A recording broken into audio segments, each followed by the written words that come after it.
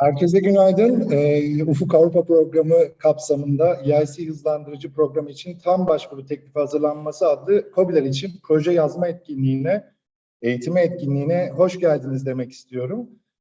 Bahsi geçen etkinlik, ana yararlanıcısının TÜBİTAK, yürütücüsünün Sanayi ve Teknoloji Bakanlığı ve rekabetçi sektörler kapsamında desteklenen Ufuk 2020'de Türkiye Faz 2 adlı teknik destek projesi altında gerçekleşmektedir. Etkinliğin kısaca teknik detaylarından bahsetmek gerekirse Avrupa İnovasyon Konseyi'nin hızlandırıcı programı, Avrupa Birliği'nin Ufuk Avrupa Programı'nın da önemli bir unsuru olma özelliğini taşımaktadır. Ancak bir önceki çerçeve programı olan Ufuk 2020 ile karşılaştığında başvuru sürecinde önemli değişiklikler göze çarpmaktadır. Katılanların hatırlayacağı üzere biz bir önceki ya da daha önceki yazma eğitimlerimizde, webinarlarımızda gerek uzmanlarımız gerek de TÜBİTAK aracılığıyla sizleri bu konularda bilgilendirmiştik. Ancak aramıza ilk defa katılanlar yine çekinmesinler. Bugün de yine bu konulara uzmanlarımız tarafından değinecek olacaktır. Yine katılanların hatırlayacağı üzere 2 Temmuz'da gerçekleştirdiğimiz web seminerimiz Ufuk Avrupa kapsamında KOBİ'lerimiz için olan fırsatlara değinmişti. Ve yine bu proje altında gerçekleştirdiğimiz 29 Temmuz tarihiyle etkinlikte ise ilk aşama başvurularına yönelik KOBİ'lerimizi bilgilendirmiştik. Bunların tekrarını izlemek için projemizin YouTube sayfasını her zaman takip edebilirsiniz. Bu linkleri yine sizlerle chat kısmından proje ekibi olarak paylaşıyor olacağız. Bugünkü etkinliğimiz ise Ufuk Avrupa EIC Hızlandırıcı Programı'na başarılı bir ilk aşama başvurusu yapmış olan küçük ve orta ölçekli işletmeleri, spin-off firmaları, startupları, bireysel girişimcileri hedeflemektedir. Bu etkinlik için 220 kadar başvuru aldık. Bu yaz döneminde bu bizim için çok iyi bir rakam açıkçası. Aynı zamanda bugünkü etkinliğimizde ön başvuru yapmayı planlayan ve başvurunun sonraki aşamalarıyla ilgili daha detaylı bilgi almak isteyen KOBİ'leri, spin-off firmaları, startupları ve bireysel girişimcileri hedeflemekteyiz. Umuyoruz ki aranızda bu kapsama giren, bu kategoride olan katılımcılarımız çok sayıda varlar ve sizin için değerli olacağını ümit ediyoruz etkinliğimizin. Yine kısaca diğer etkinliklerimizde olduğu gibi bizlerle bugün web seminerimizde, proje yazma eğitimimizde olan uzmanlarımızı tanıtmak gerekirse projemizin KOBİ uzmanı, kilit uzmanı Philip Solden bizlerle beraber. Yine projemizin tematik uzmanlarından yine SME etkinliklerimizden hatırlayacağınız Grigoris Hatchikostas bizlerle beraber. Aynı zamanda yine Türkiye'den çok değerli SME uzmanımız, KOBİ uzmanımız Serkan Bolat Beyler bizlerle beraber. TÜBİTAK'tan ise şu anda bizlerle Sayın Merve Diyar Hanım, Sayın Merve Polat Hanım ve projemizin direktörü Çağrı Beyler bizlerle bulunmaktadırlar. Ben sözü daha fazla uzatmadan bugünkü konuşmaları için sözü Sayın Merve Diyar Kaya Hanım'a devretmek istiyorum. Merve Hanım, söz sizindir. Teşekkürler Kemal Bey. Herkese günaydın. Öncelikle sunumu paylaşmak isterim. Sanırım sorunsuz şekilde gözüküyor. Evet Merve Hanım. Herkese merhaba. Etkinliğimiz İngilizce olduğu için ben de sunuma İngilizce devam edeceğim ve etkinliğimiz de bundan sonra İngilizce devam edecek. Good morning everyone again. I will continue my presentation in English, as I said in Turkish. Welcome to our project writing training, which will focus on full application process of EIC Accelerator program. I am Merve Diyar Kaya. I work with Tarık Şahin and Merve Polat as European Innovation Council National Contact Points in TÜBİTAK. Firstly, I would like to mention a little bit about framework programs. As you may know, it's a funding program of European Union, which mainly focus research, development and innovation. First framework program started in 1984, and now we are at the beginning of a ninth framework program called Horizon Europe, as you may know. Turkey has involved framework programs in 2004, and since that day, framework programs have been coordinated by National Coordination Office in TÜBİTAK. Compared to Horizon 2020 program, there is a significant change on Horizon Europe program and also in EIC.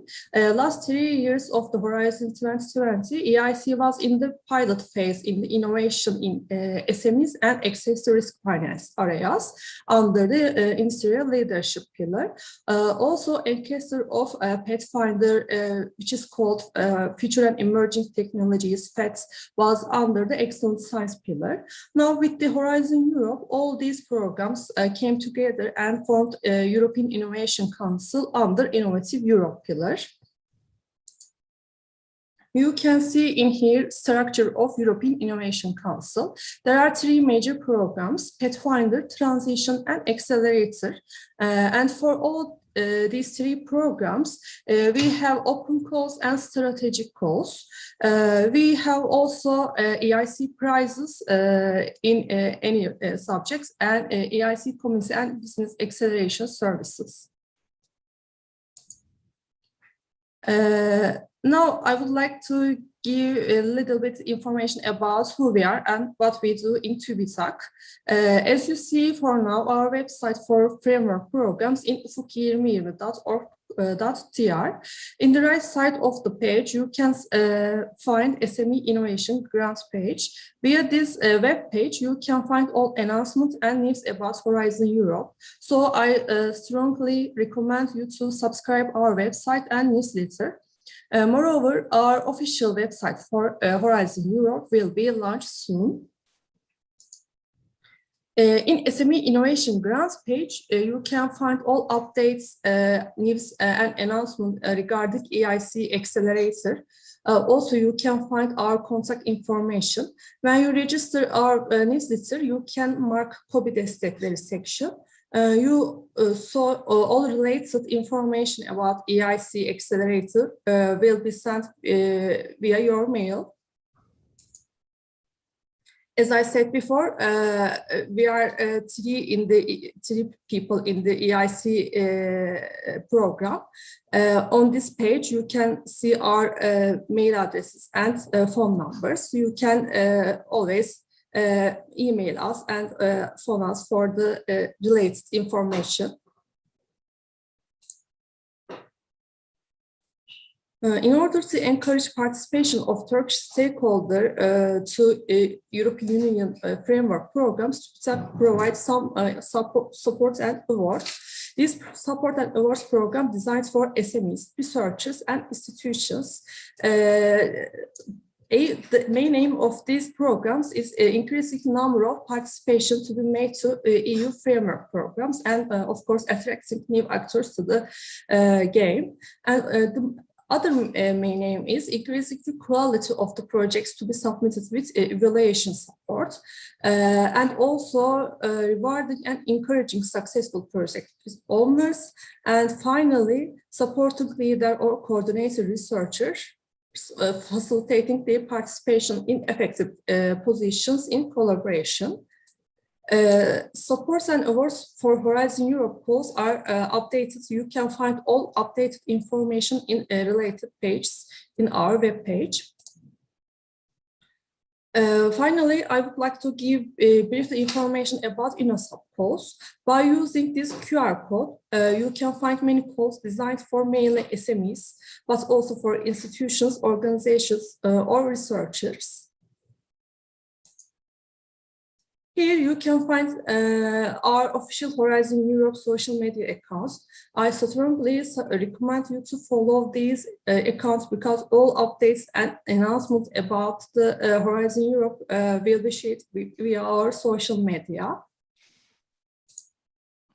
Thank you for listening to me. We are Merve Polat Hanım and I will be here during the event, so you can ask any question about Accelerator program in Turkish or in English. So I would like to yield the floor to Philip to continue his presentation. Thank you. Merhaba, günaydın. Nice to be with you again. apologies to begin with for anyone who's joining us now for the second or third time.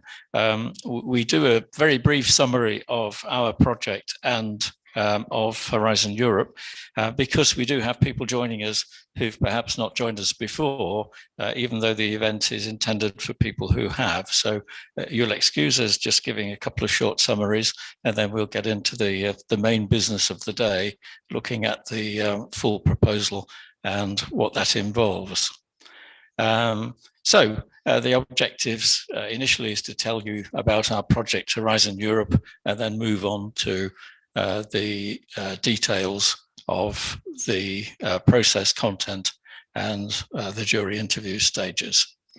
We'll have a brief introduction to our project, which I'll do in a second, and also to Horizon Europe. Then we'll look in detail at the full application process with Serkan. Then Grigoris will have a look at the European Commission's expectations on excellence, impact and implementation. And I'll finish off with feedback that we've picked up from writing proposals, evaluating proposals, and the jury panel judging proposals. Finally, Q&A session, but please, all the way through the event, ask your questions. We'll deal with them online, either on air or separately as written responses. So please send us your questions, and I shall remind you through the morning, because it's very important. Even if you have a question you think is not really relevant, or perhaps even you think is rather silly, ask it and we'll answer it. Please, nobody thinks anyone asks stupid questions. If it's something that needs asking, ask it. So a quick look at our project.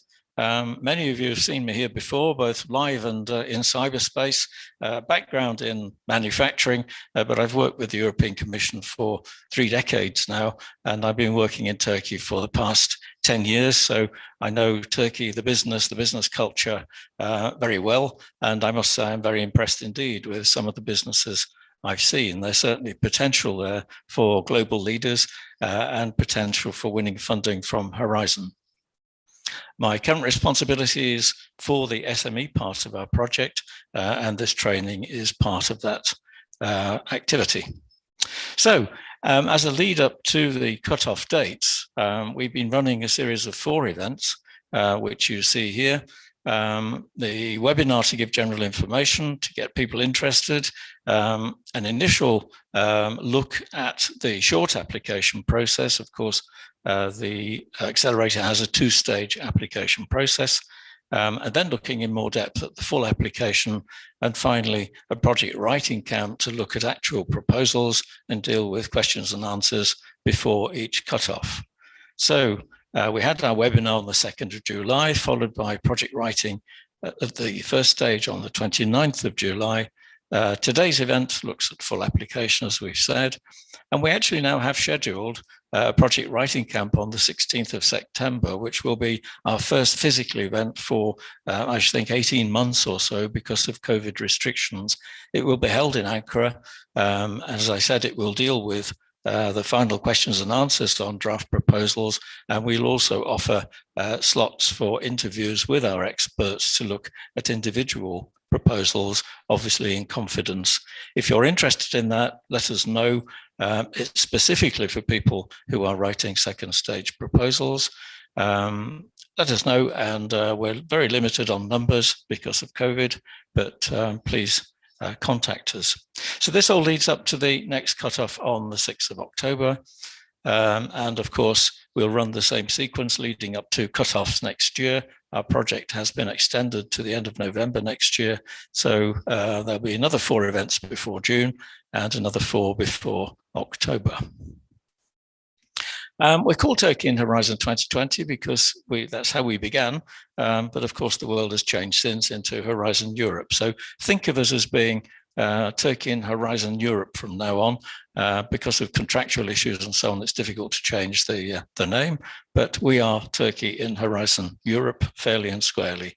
As I said, we'll continue through to the end of November.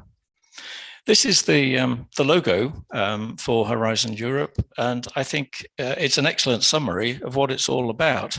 It was originally about R&D, innovation, It's spread into the interests of health, the citizen, of course, the digital economy, and Horizon Europe really does have this breadth of coverage now, from science, technology, through to the environment, the citizen, helping with health, prolonging life. With the COVID pandemic, we've seen a lot more activity in that area on vaccination and the treatment of diseases. So it's a huge program, and is one of the biggest in the world in terms of investing in innovation, R&D, and the future for our generations and our planet. This is our team, various skills involved there, from legal and financial, dealing with universities, developing interfaces, our publicity team. This morning you have 3 of us, all boxed in red there, myself, my colleague Serkan in Istanbul, and my colleague Grigoris in Greece. We've been running for quite some time. We've had lots of events. We've had focused events. If you look at some of those titles, these are all things that could help in developing what you have to do for a submission to Accelerator. Business planning, you see there, interpreting some of the terminology that's used, which can be quite complex, dealing with intellectual property, interpreting the impact and excellence, which again is looked at this morning. So do make use of this. It's on our website. You see the address there. It's available free of charge, as recordings, as presentations, and as documents. So please make use of it. It's there for you to do so. Quick summary of the project. It's made of 4 components, really. Training events covering a wide range of things, from IPR to today's transmission on proposal writing. As I mentioned, project writing camps, focus groups on particular sectors and areas of technology. So a great range of training, again, publicized on our website as forthcoming events, and then as completed events with the content available. Networking, we've had some major brokerage events. Unfortunately, it's difficult to undertake international study visits, but some may be squeezed in next year. There will be an award ceremony for innovative companies, and we are about to embark on running a series of information days around the different Turkish provinces. SME support, my own area, we offer one-to-one consultancy support on proposal development, as well as the training we're doing today.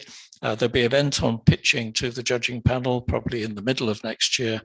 And we had an event on preparing for presenting to or pitching to investors, which again is available through our website. And finally, to help us do that, various tools, the website I've mentioned. We have a help desk, contact us and we'll get back to you, and various training guides and publications. So a lot there for to make use of, a lot there for you to use. It's all free of charge. It's all available. Please make use of it. So in terms of our project, its objectives for Turkey, obviously supporting Turkish participation in Horizon Europe and strengthening the country's capacity in science, technology and innovation, helping Turkish researchers to link more with their counterparts in Europe, perhaps participating in collaborative projects, getting in touch with organizations in a similar area, combining forces, and the various activities that I've just mentioned. So a wide-ranging brief, a challenging brief, and I must say things are achieving quite a bit compared to the situation we found ourselves with COVID restrictions. Why participate? I'm often asked this question, and people usually have financial support, of course, as their number one goal. But even that support varies according to the project that you're pitching for. So a grant to help perhaps with finishing off research or dealing with a particular risk, shared investment with the private sector or with the Commission to take the project forward to commercial success or commercial presence. Providing better access to private sector investors who may be reluctant to deal with projects that have a risk. science and technology projects are notorious for being shunned by investors. They're usually looking for a quick return, and often technology involves investing longer term in equipment and some expensive investments. So there can be a reluctance, and the Commission recognized this, and in fact want to invest in the riskier project and the longer term investment to overcome these issues. There is support from mentors, both through our program and through the Commission. If you get past the first application stage, you have 3 days of mentoring. That helps to build stronger management. It's not just about your project, makes you more aware of your business and the markets that you're trying to get into. And of course, you benefit from their commercial experience. As a company, this is often forgotten, but it helps you to focus and take a more strategic view on the direction you're taking as a business, helps to build your commercial strength and presence, generates more confidence from investors when they can see that you're a proper business doing things properly, you have plans, you have a strategy, there'll be more confidence from potential investors. And of course, if your product gets through to Commission funding, or even through to a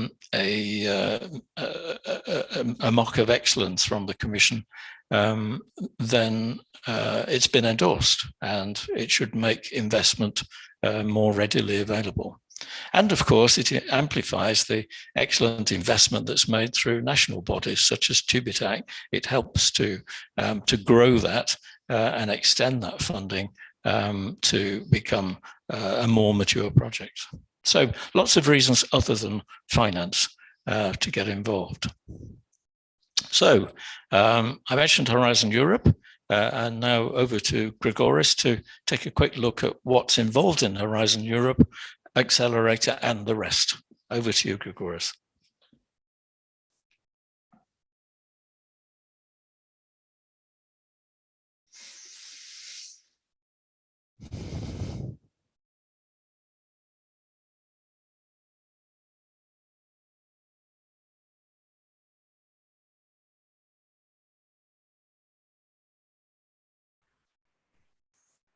Okay, I think you can all hear me now. Am I correct? It's okay? Yes, we can hear you. Perfect. Let me share my screen. We will go through a very quick look in Horizon Europe. As Philip mentioned before, indeed, there is a challenge because many of you who have participated in the previous trainings are aware of this information, but still, we believe it's good to refresh it for people who are coming for the first time, but it's also, maybe you can get some useful piece of information here as well. So, let me try to start with myself. I'm Grigoris Hadjikostas. Oops, sorry, this went a bit too fast. I'm Grigoris Hadjikostas. I've been in the game of European funding almost all my professional career for the past 17 years as a foot soldier, preparing proposals, running projects, assisting other people to prepare their own projects, and of course, doing quite some trainings in topics related to Horizon 2020 and now Horizon Europe. I have worked in countries apart from Turkey and my home country, Greece. I have many years of experience in Serbia and Lithuania, Bulgaria, Tunisia, Poland, etc. And after introducing myself briefly, let me take you to the Horizon Europe. A few months ago, I would tell you that this is the biggest funding program for research and innovation in the planet. From what we hear now, possibly in the other side of the Atlantic, in the United States, the Biden administration is planning to launch an even bigger program. But nevertheless, that's good. It's always good when governments compete to give more and more funding for research and innovation. This is positive direction. In any case, we're talking about a big pot of 95.5 billion euros. And what do we want to achieve with this money? What do we want to achieve with this investment of the European taxpayers' funds?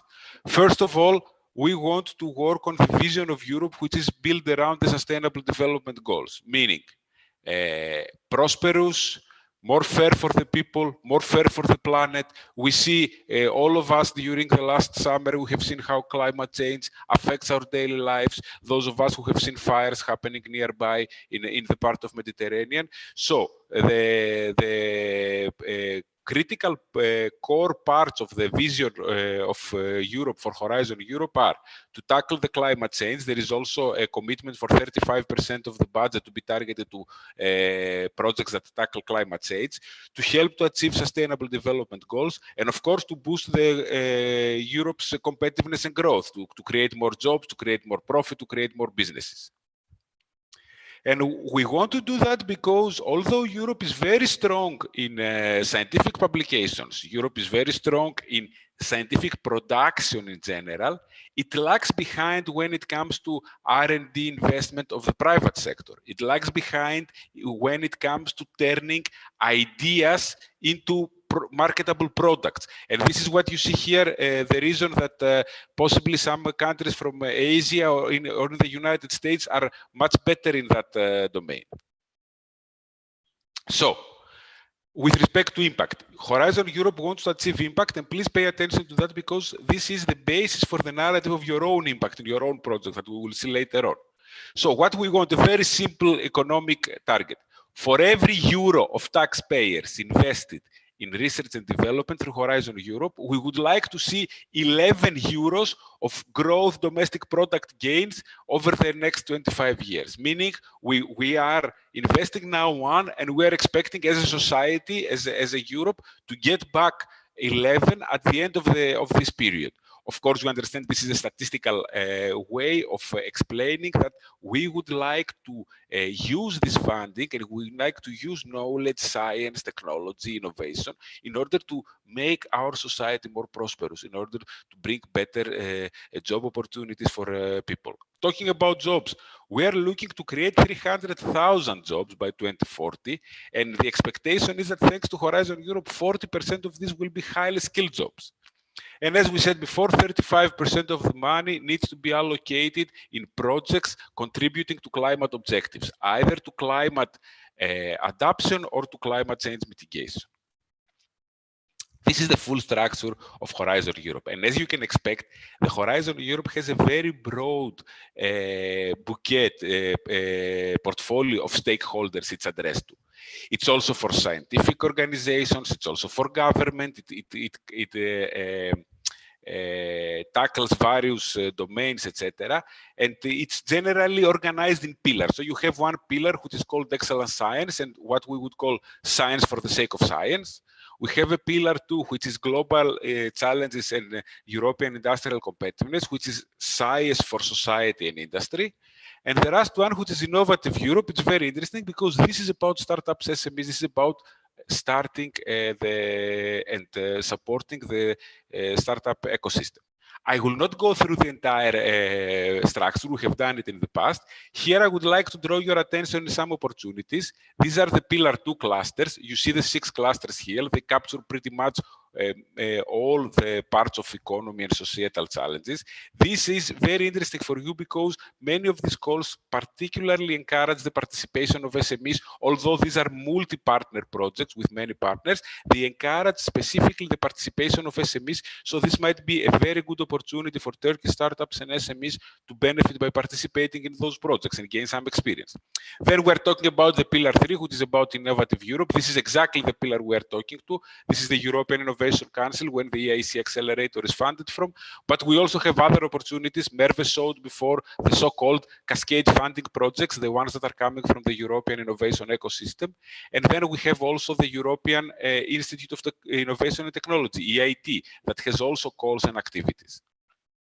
And also, for the first time, European Commission through Horizon Europe aims to leverage private money, aims to leverage the smart money from the private sector in order to create market-based financial tools that will support complementary the grant scheme, and we will see details about that later on. I'm sure you're all aware of already, in order to support the grant component with an equity or debt component, with a market-based financial component, and in order to be able to to create sustainable businesses and in order to be able to multiply and leverage the investment of research of Horizon Europe. A quick refresher of the type of actions. 100% is the research and innovation action. You can get 70% innovation action. EIC Accelerator is an innovation action, in fact. Then you have coordination and support actions, which are 100%. These are not scientific activities. And then you have other types of programs, which are not directly related to startups and SMEs, which have other different types of funding rates. And I think this concludes my short presentation, my short refresher, memory refresher when it comes to Horizon Europe. I believe we have a question.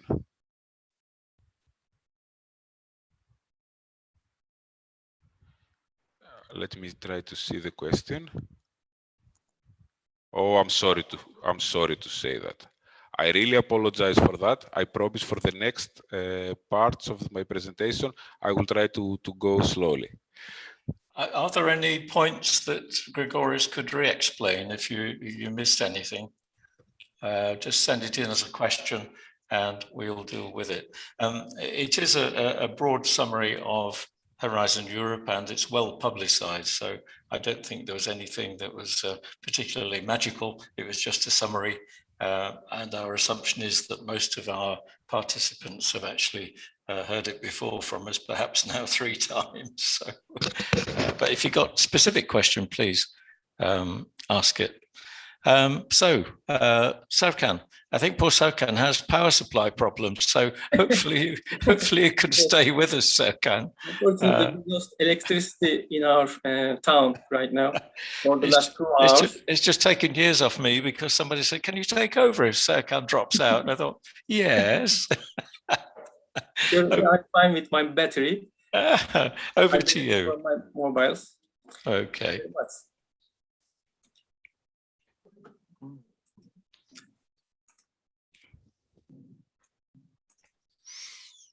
So.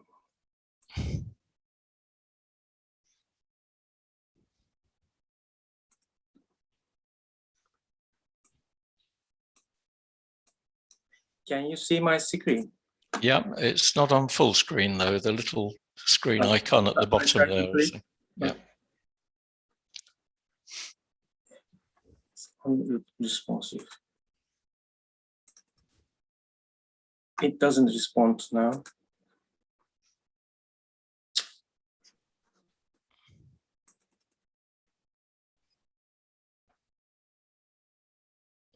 Are you?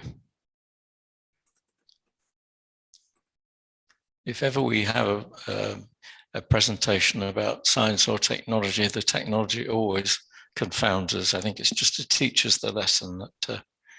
I can click next, but.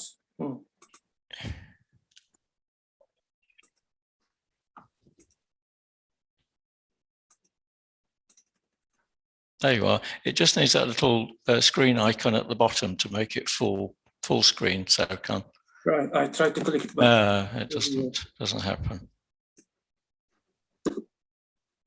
So I will just close other windows. Try again.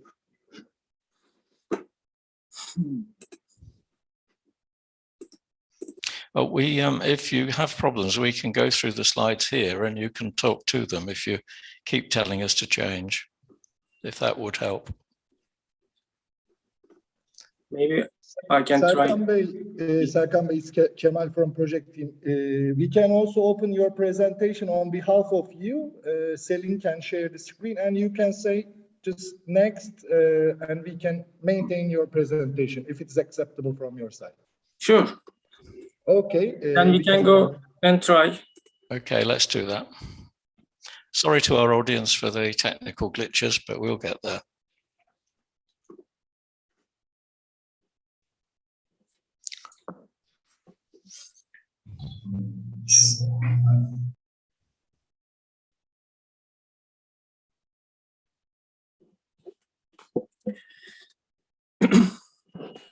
There we are. We're on full screen, Serkan.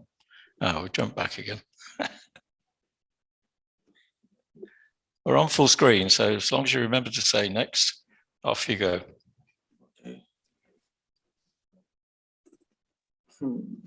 Okay, so today I will talk about full application process for EIC Accelerator, proposal template and online application process.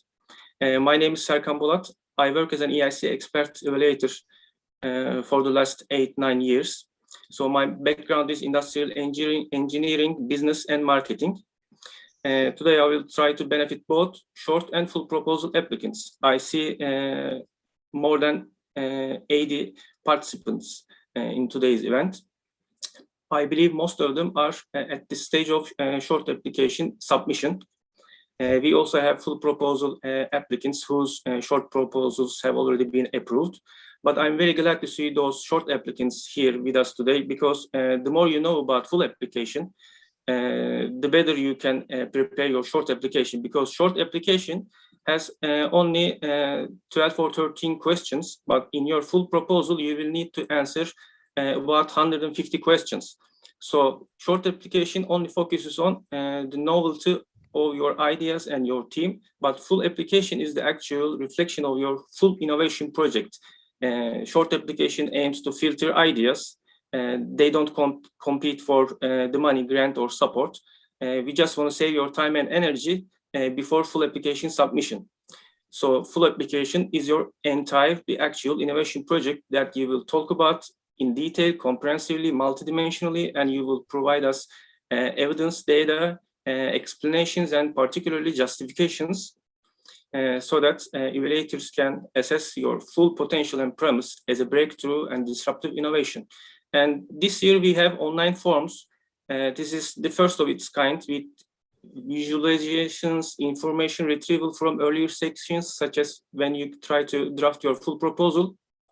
AI-based EIC platform receives some of the data and information you already entered in your short application, and AI-based system copies and pastes all of them into your full application. This is also works within your full application. When you enter information in your earlier sections of your full proposal, you will save time and energy to enter the same or similar information in later stages. For example, they ask you to title all your work packages and tasks, and they retrieve that data for the development stage so that you save time entering the same information. It also provides consistency throughout your whole proposal, because you need to associate and relate all your work packages with certain deliverables, tasks, and milestones. So AI-based system maintains this consistency so that you don't forget anything, or you are able to connect every dot in your project, in your application forms. Can you click next, Selin? So first of all, I need to give you a disclaimer and warning about my presentation, as all other presentations in this event are based on official European Commission and European Innovation Council reference documents. So all the information we share here based on official formal documents published earlier.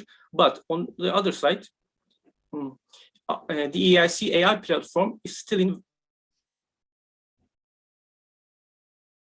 progress. So European Innovation Council always updates its procedure. For instance, last cutoff, EIC just changed a few, although minor, cases and functions in the AI platform just 1 week before the actual cutoff date. So if you submit earlier, then you lose the chance to express your full proposal in a better way. So please always refer to EIC Accelerator call and EIC AI platform for the most up-to-date requirements, guidance, and information. They will always be there for your reference. I already linked them here.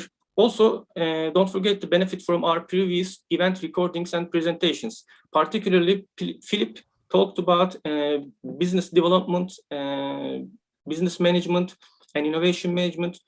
So fundamentals of the business do not change even if we currently use business model, canvas, or lean startup methodologies. We always after profitability, building a sustainable business, commercializing, and market share. So please benefit his presentations and speech about SME business development.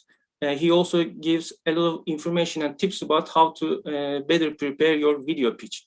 Also, Grigoris is talking about how to prepare a pitch deck and how to develop your startup idea, turn it into an innovation proposal, including market studies, competition studies, and all the tools like total available market, serviceable available market, all those lean startup, design thinking, and contemporary management tools. So next slide, please. So who are those winners at EIC Accelerator proposal submission preparation? Who are the best of top innovators in Europe? First of all, as you are familiar, EIC Accelerator supports market creating high risk, high growth, high impact, breakthrough, and disruptive innovations. So Europe wants to gain competitive advantage over other regions in the world. We also try to help for a more sustainable business in Europe. So all projects should need to develop their market deployment and commercialization plans with all the marketing, sales, and growth actions and operations, including their financing resources. Whether you can apply for blended finance, it could be coming from European Innovation Council, or you might be planning to get revenue or funds from other VCs or capital increase. So best innovations and most committed teams will win EIC Accelerator support, not the best drafted proposals. So please focus on your innovations and projects rather than how to express your innovation, how to impress the evaluators in the best possible way in your application forms. Because evaluators will try to read between the lines, not just perfect winning proposal templates or paragraphs or visuals. So they will always try to go beyond your proposal, and during jury interview, they will question your expertise, your sincere intentions and plans regarding your future growth plans. So there are also some cases that your innovation may not be breakthrough or disruptive, because as you can imagine, there can't be hundreds of breakthrough and disruptive innovations in the world every year, but every year EIC will support several hundreds of innovation projects. So there is a room for less innovative, less disruptive innovations, as long as they are still impactful and they include radical thinking with incremental technologies. Next, please. Thank you very much, Selin. So one of the most important concepts highlighted by European Innovation Council is European technological sovereignty. Recently there are a lot of issues and tensions going on between all over the world. So independence and freedom, prosperity of a nation or of a region usually depends on technological sovereignty and economic independence. So if you have a strategic tech innovation with deep structural impact on European values and European society, then you have a higher chance to succeed in Accelerator. Also, even if you have available funding from non-European VC companies from Silicon Valley or China, etc., even if you have been able to secure funding from non-European resources, you are still eligible to receive funding from the EIC, because you cannot attract sufficient investment for your project from European grantors and investors. So if you have a great innovation, European Innovation Council wants to keep it within Europe without non-European resources and funding, so that you can better contribute to Europe's economic development and technological sovereignty. Also, even if your innovation isn't disruptive in terms of global scale, if you are competing and beating with non-European alternatives, your project is still eligible for funding. Please keep this strategic technological priority areas and technological sovereignty concept in your mind, in your justifications, in your proposal. When you're answering questions in the online application form, please always pay attention to why do I answer this question this way? I mean, what is my justification? How do I relate this to European Innovation Council's priorities and those highlighted concepts in this presentation, for instance? Can you click next, Selin?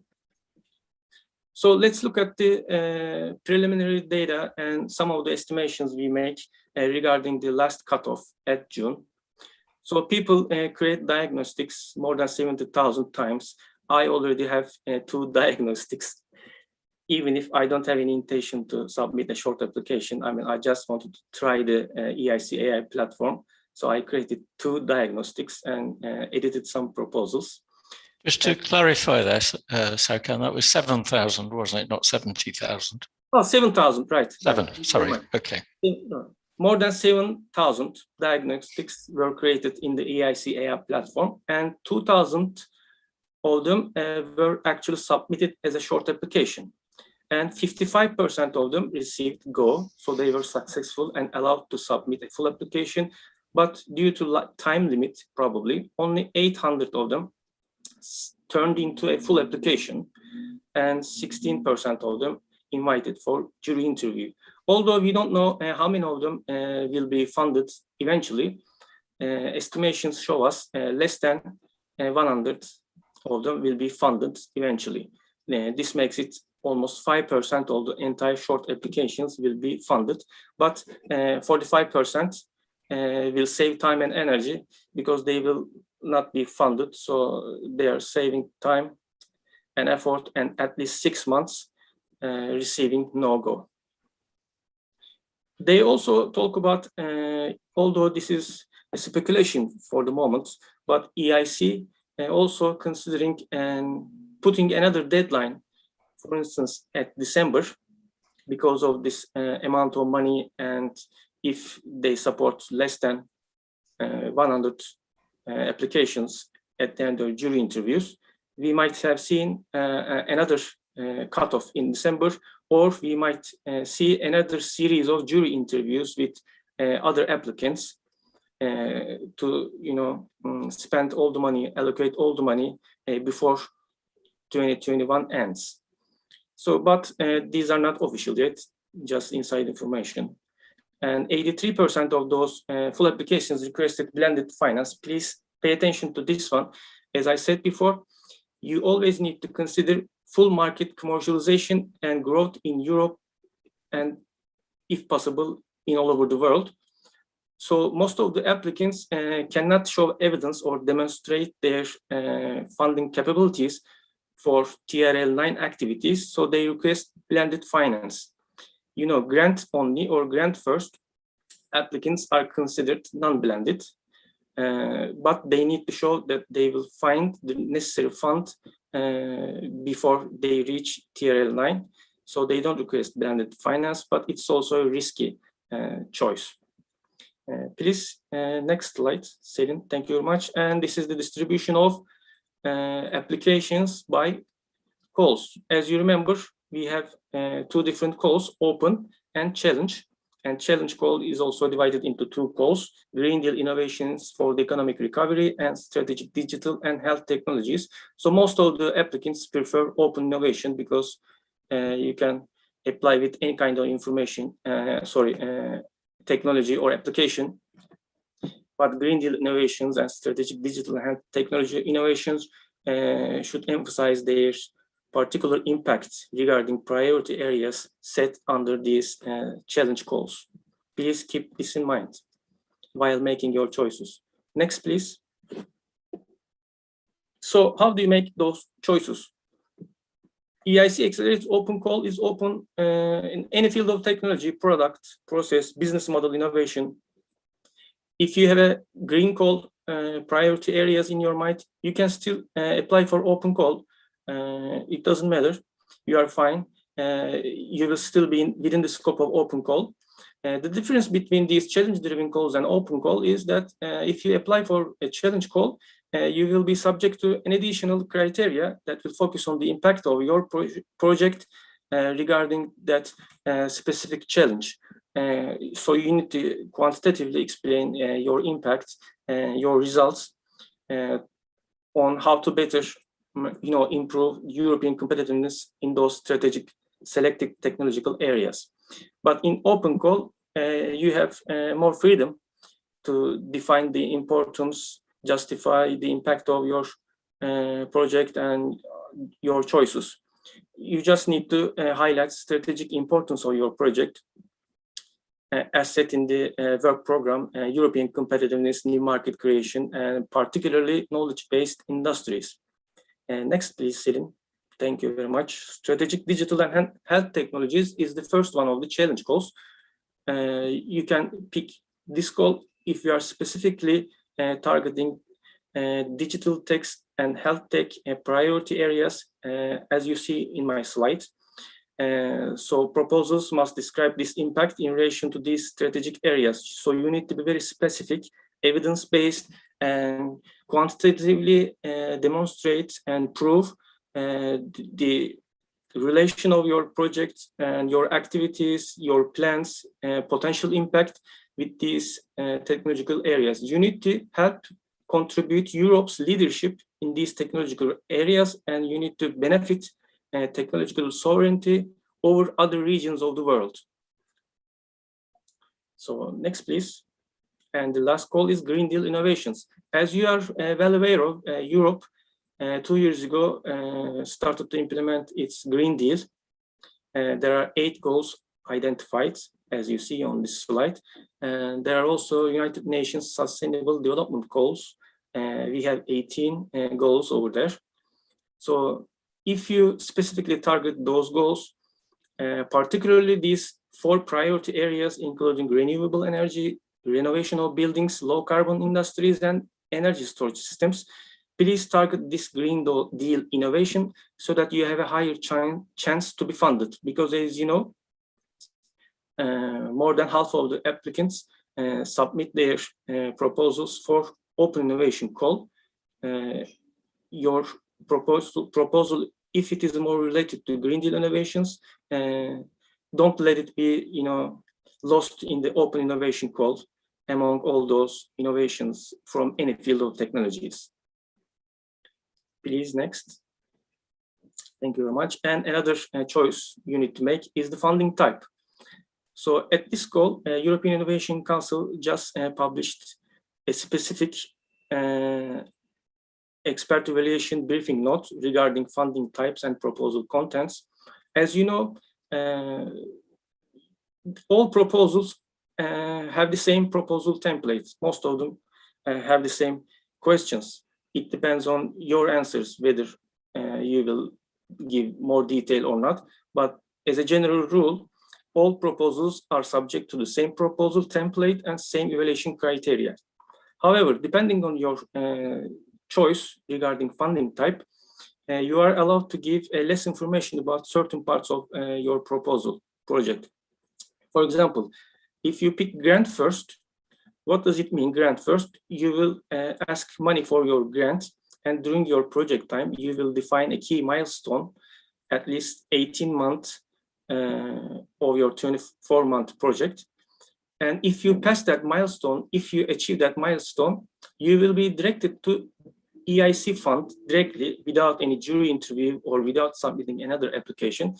And you will start negotiating about your investment grant for TRL 9 and onwards activities. This is a very great opportunity. So if you are not sure about your market development activities, whether your innovation deserves to be deployed commercially, you can apply for a grant first.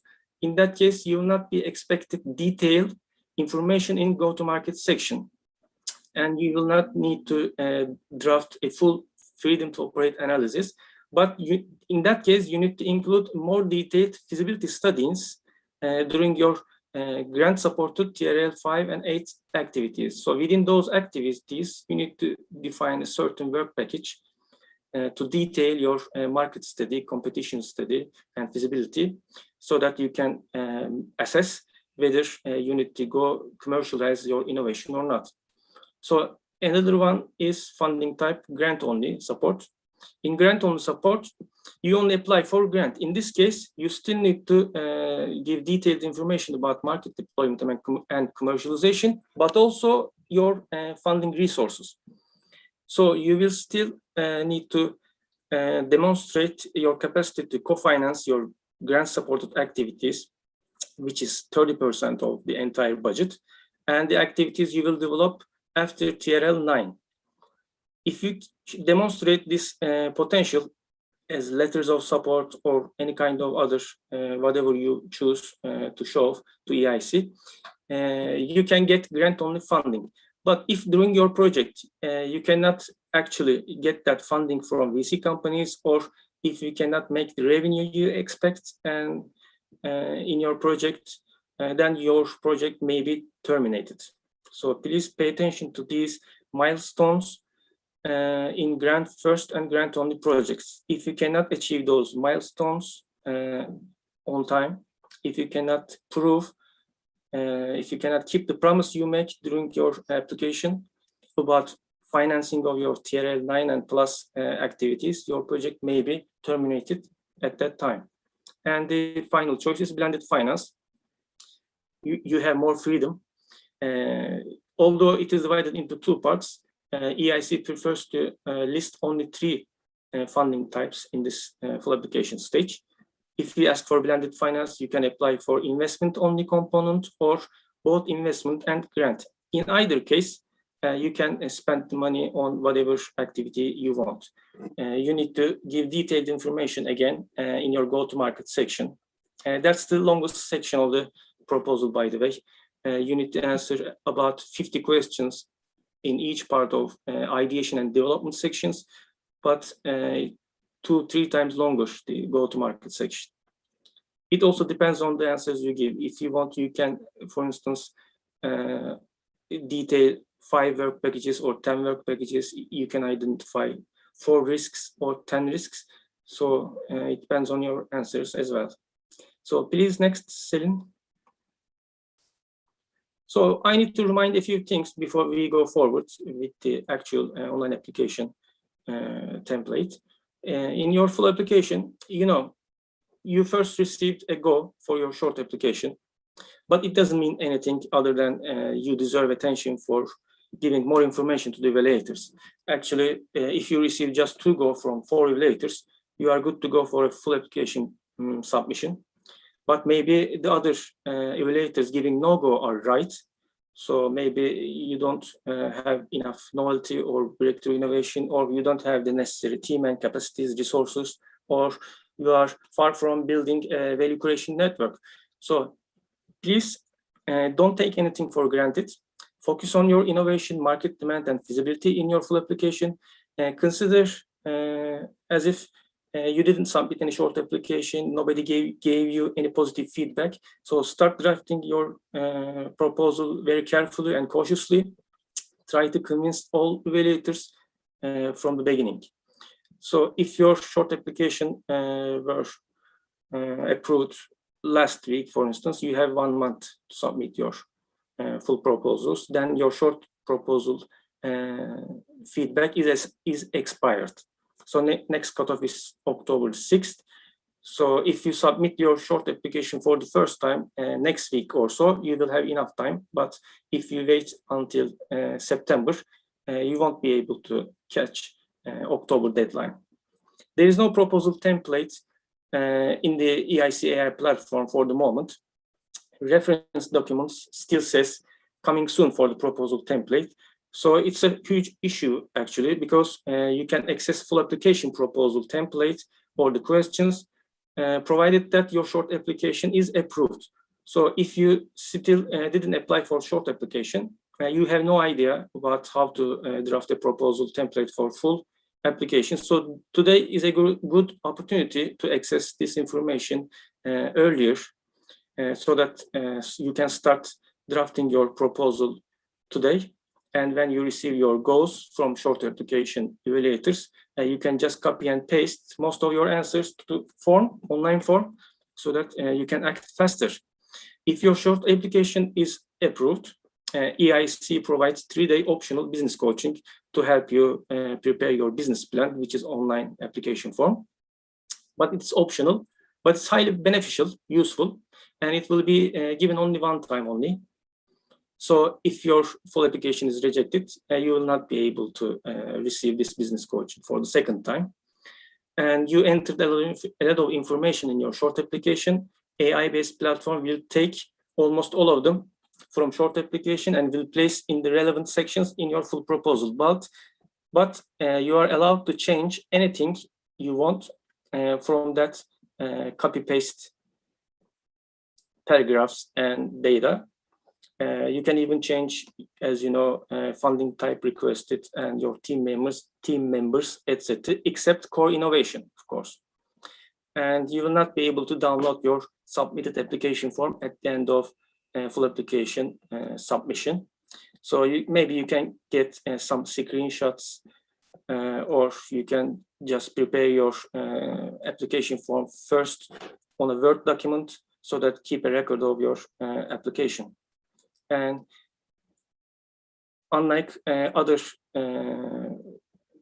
funding instruments or previous SME instrument, the new system, EIC doesn't want any CV or company introduction document uploads for the people or for the company, and there is no detailed subcontracting information table as well. So your subcontracting will not be evaluated as a separate criteria. It will be evaluated in general within work packages. That's an important, actually, improvement. Okay, Selin, I will follow you. So there are a few concepts that the EIC wants you to take into consideration while preparing your proposal. These are contemporary business tools, although some of them were published 40 years ago. They are still relevant, and EIC highlights these concepts during the application form. They want you to relate your application innovation, for instance, to Blue Ocean strategy or lean methodology, business model, or crossing the chasm technology adoption life cycle. They also want you to develop your competition analysis based on Porter's 5 driving forces. So what are these concepts briefly? The first 5 books or concepts, I would say, you don't have to read the books, of course. The first 5 concepts are must to prepare your EIC proposal.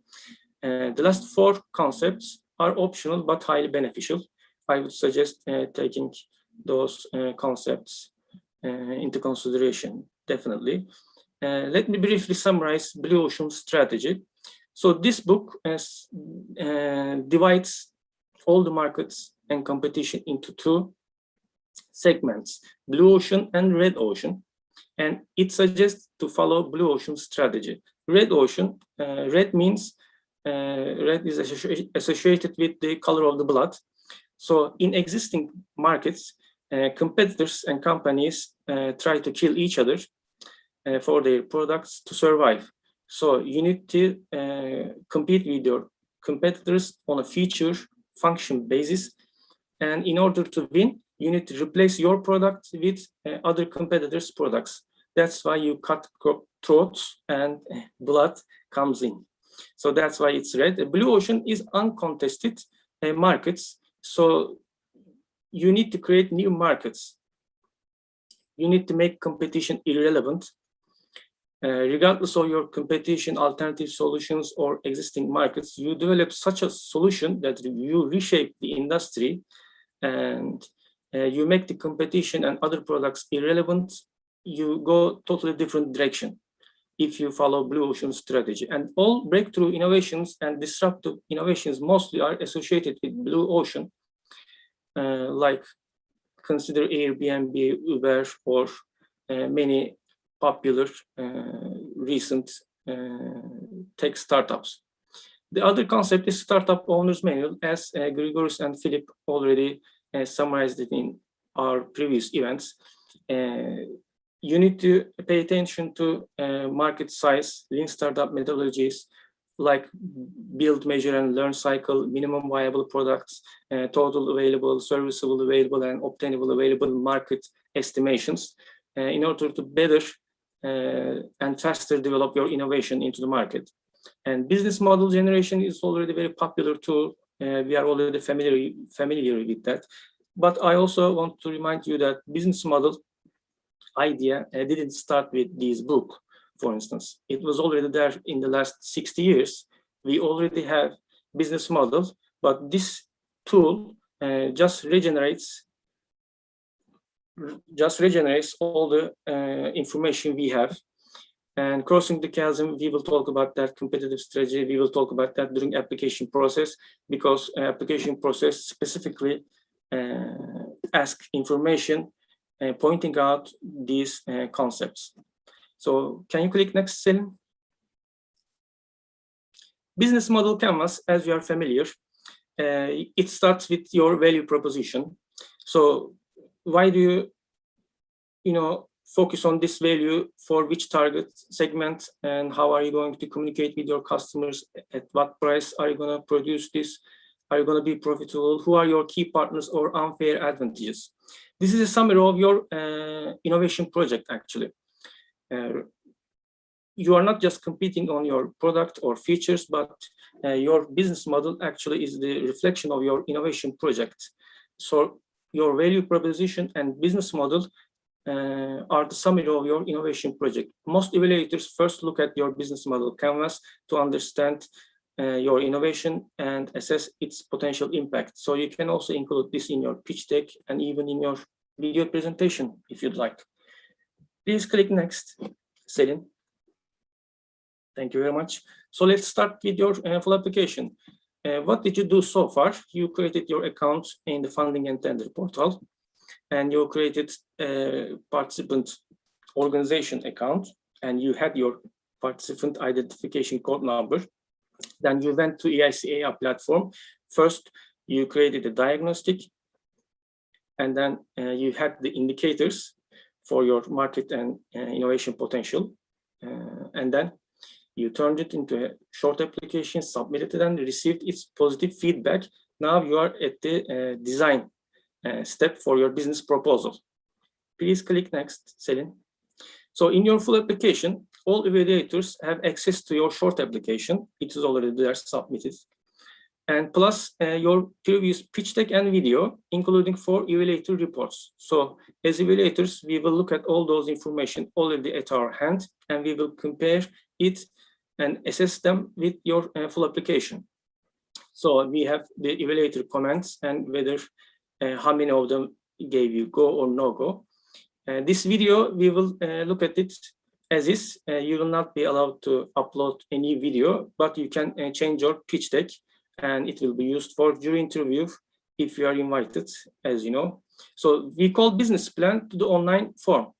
Your answers to the online questions will constitute the business plan. You will also upload 4 different files: pitch deck, freedom to operate analysis, data management plan, and financial information table. There is no template for pitch deck, but you have a downloadable Excel sheet for financial information. Freedom to operate and data management plan, you are free to develop whatever plan you need. For grant first applicants, you may upload just 1 paragraph data management plan and FTO analysis. But for blended finance applicants, you need to develop more advanced analysis and plans. You also have the option to submit letters of intent from your suppliers, stakeholders, or VC companies if you need to demonstrate your financing capability for TRL9 activities. And in the annex, which is 10 pages maximum, you can include any visual or graph, for instance, that you cannot share in the application form with the evaluators, so that they can better understand your prototype and market demand and team. Please click next. So these are the first 2 questions you need to answer in your application form. These are strategic choices, as I mentioned before, because they define the content of the proposal, the detail of the information you need to give to the EIC Accelerator. Although all evaluators look at the same criteria, they are assessed and elaborated from different aspects for different type of funding requested, and also the challenges. But Grigoris will talk about these evaluation criteria in detail after me. So next question, please. Sorry, next slide. I see a lot of questions right here, but I will answer them if they are relevant for my presentation at the end of this session. So this is the business plan you need to fill out online. As in the short application form, we have 3 different sections: ideation, development, go-to-market. Ideation and development are the simple ones, but go-to-market is even further divided into 5 sections. Know, prepare, enter, scale, and impact, and you need to give all the details about your project. This is actually looks hard. It seems a little bit complex and confusing, but it makes you draft a proposal, a working proposal. It doesn't allow you to miss any dimension of your project, and so that every applicants give information on the same dimensions of their project. Even if you are not familiar with proposal writing, this EIC AI platform will guide you to complete all the information as requested. So it's a huge advantage. It saves time, actually. At first, it seems time consuming, but especially for people from technological backgrounds without MBA degrees, etc., it will help you a lot, this EIC AI platform. Please click next, Selin. So your project starts with pain and gains. When you look at the ecosystem, you need to identify some pains and how to relieve those pains with your products, solutions, gains for specific stakeholders. Who are those stakeholders? Any entity or individual in the ecosystem that would benefit from your solution or that will be affected by your solution. They could also contribute to the effectiveness of your solution. It could be competitors, large companies, small companies, your customers, suppliers, manufacturers, or your customers. You might be co-creating your innovation altogether. As you remember, in social media, for instance, Twitter is so simple product, but what makes it Twitter or LinkedIn so special is the contribution of the participants, customers. If you don't have any LinkedIn influencers or Twitter personalities, we wouldn't prefer to use those social media. So you create your innovation and with your customers, with their co-participations, actually. So include whatever entity and individual you see in your ecosystem beneficial or important to your value proposition and business model here in this table, including your specific solutions and gains. Please click next, Selin. So when you identified your gains and pains, you need to go more specific about how are you going to associate your solution with those gains. So you will have functions or use cases. In the short application, they used to call this use case. In the full application, function and use case are used interchangeably. Functions are divided into features, and you need to detail them to demonstrate their novelty, innovativeness, and whether they are beyond state-of-the-art, disruptive, or whether they are incremental. So for each function, you may have more than one features, and certain features might be associated with more than one functions. You also associate them with the pains and gains identified earlier, and the AI platform will probably have taken them from the earlier sections already, but you can make changes. The important thing is avoiding technical jargons, particularly at utility level.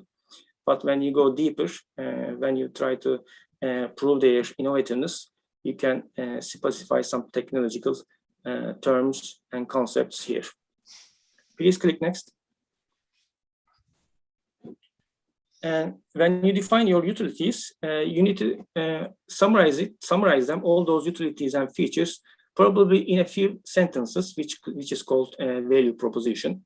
This is why your business survives and thrives, actually, value proposition, why customers turn to your company over another, how do you solve those problems.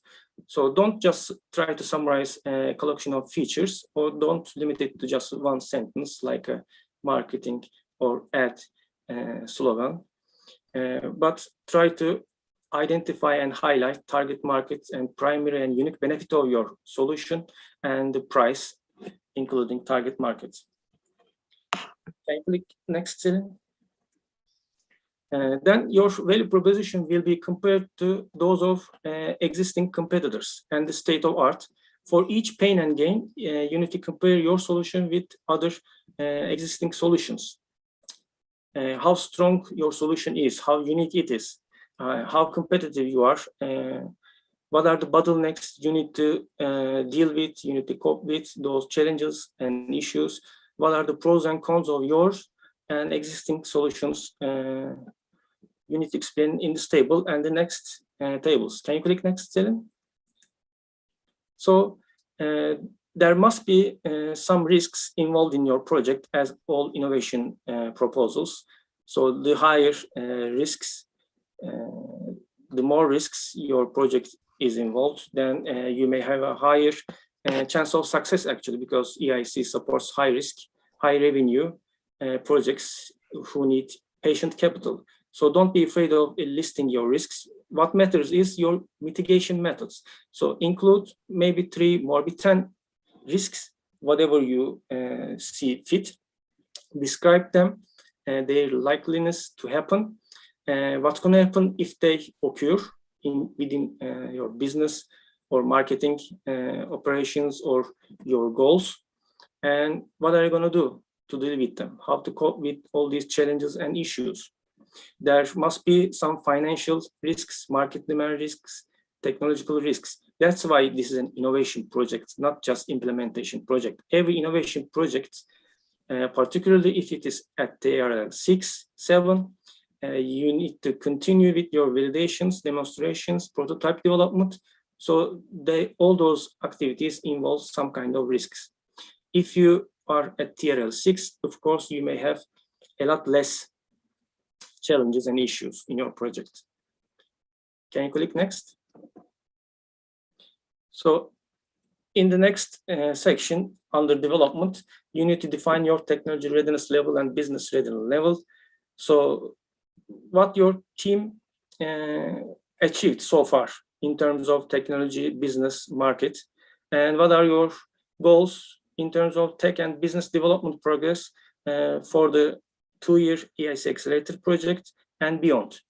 You need to detail them by relating them to these popular readiness level tools. Click next, please, Celine. And you are familiar with some of these concepts, but EIC Accelerator in this full proposal online submission process restructure the work plan a little bit. As you know, your entire work packages, tasks, and deliverables with their milestones and cost budget constitutes the work plan. And work packages categorize all those tasks under certain goals and operations. And tasks should deliver deliverables, outputs, and those could be reports, studies, prototypes, or some of them might be TRL 7 level prototypes and milestones.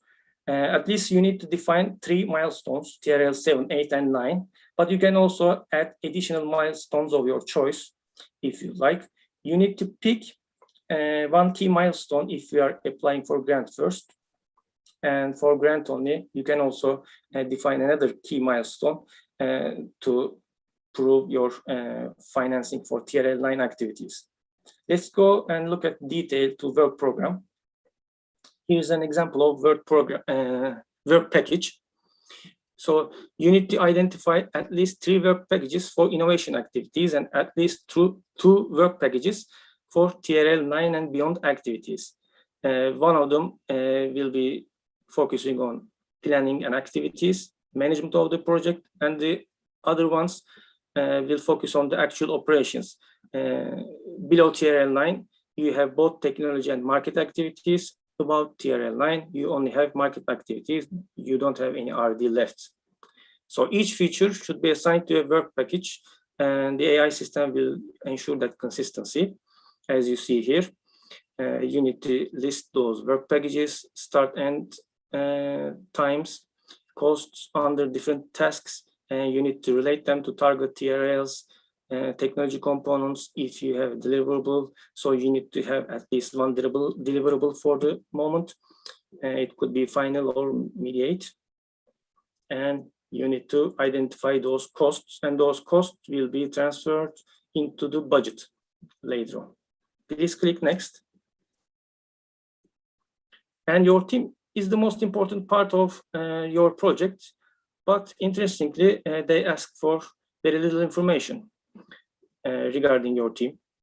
You don't have to hire all your team at the beginning, even at the proposal submission stage for full proposals, because Accelerator project takes 2 years. You may need some marketing and sales people or feasibility staff after 1 year of project completion. But you need to provide a recruitment plan. So please answer no to the question about your team's capabilities for the Accelerator project, and share short recruitment or hiring plan. Please click next. And we are approaching to your value chain. In your value chain, you will identify your stakeholders in the ecosystem.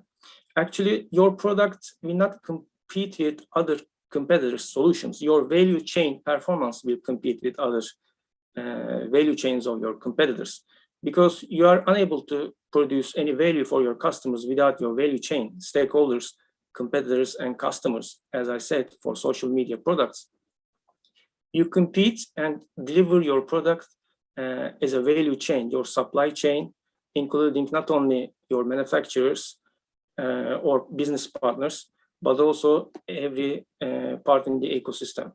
So you need to identify them, explain their contribution, and whether they are key or not. Please click next. And this is the value chain.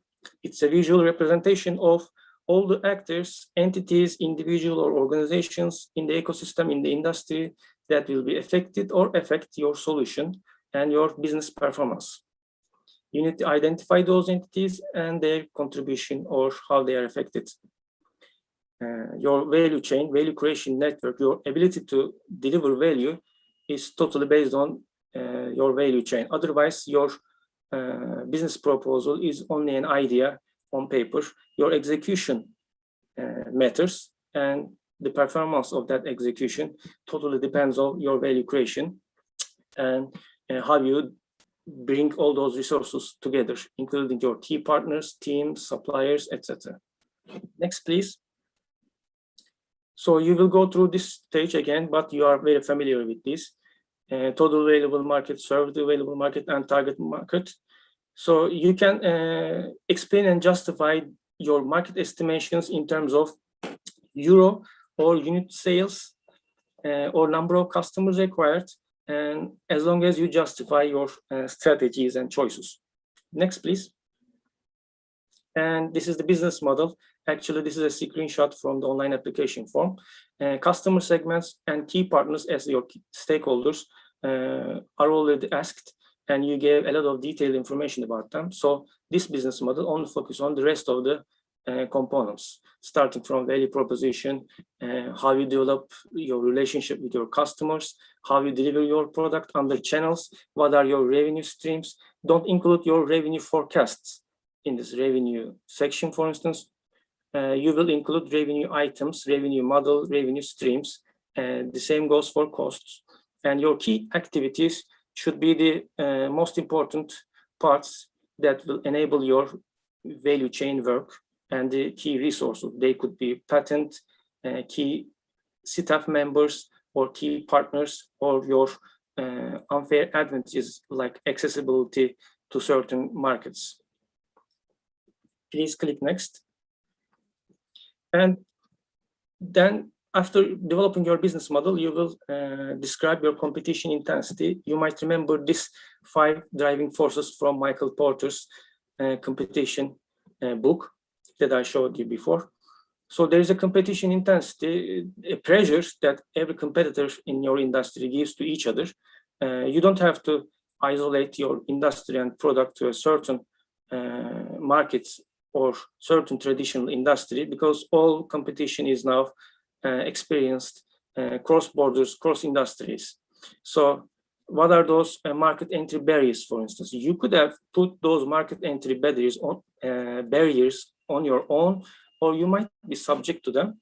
Please give some detail about these issues on the section.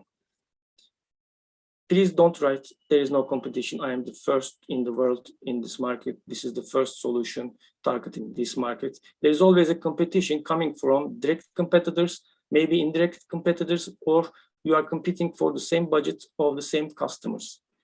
Please click next.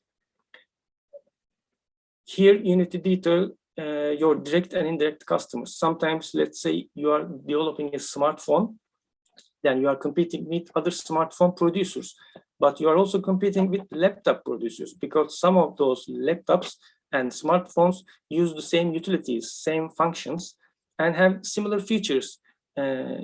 So you need to define all those direct and indirect competitors. Also, you need to identify non-consumers, which means sometimes people just give up from buying the new smartphone and they just take a vacation, right? It might seem very interesting at first, but you might be actually competing with travel vacation hotels or Airbnb as a smartphone producer at certain cases for certain utilities, because those smartphones aren't just bought for those technical features. They also give a piece of freedom, or people try to reward themselves by new technologies or vacations. Please, next. Here you need to detail those direct and indirect competitors as the online application requests. There's a certain form that you need to detail and think about those competition styles. Please click next. We are approaching to the end of our presentation. This is a very popular tool. Another screenshot from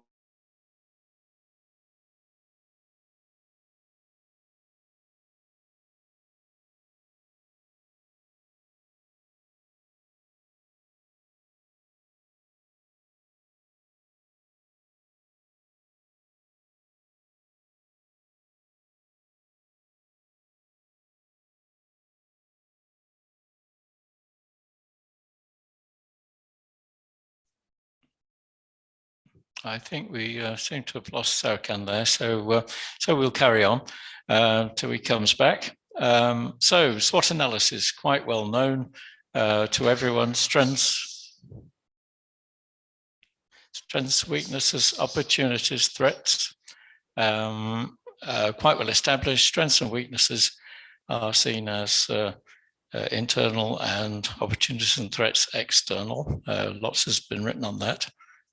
Next slide.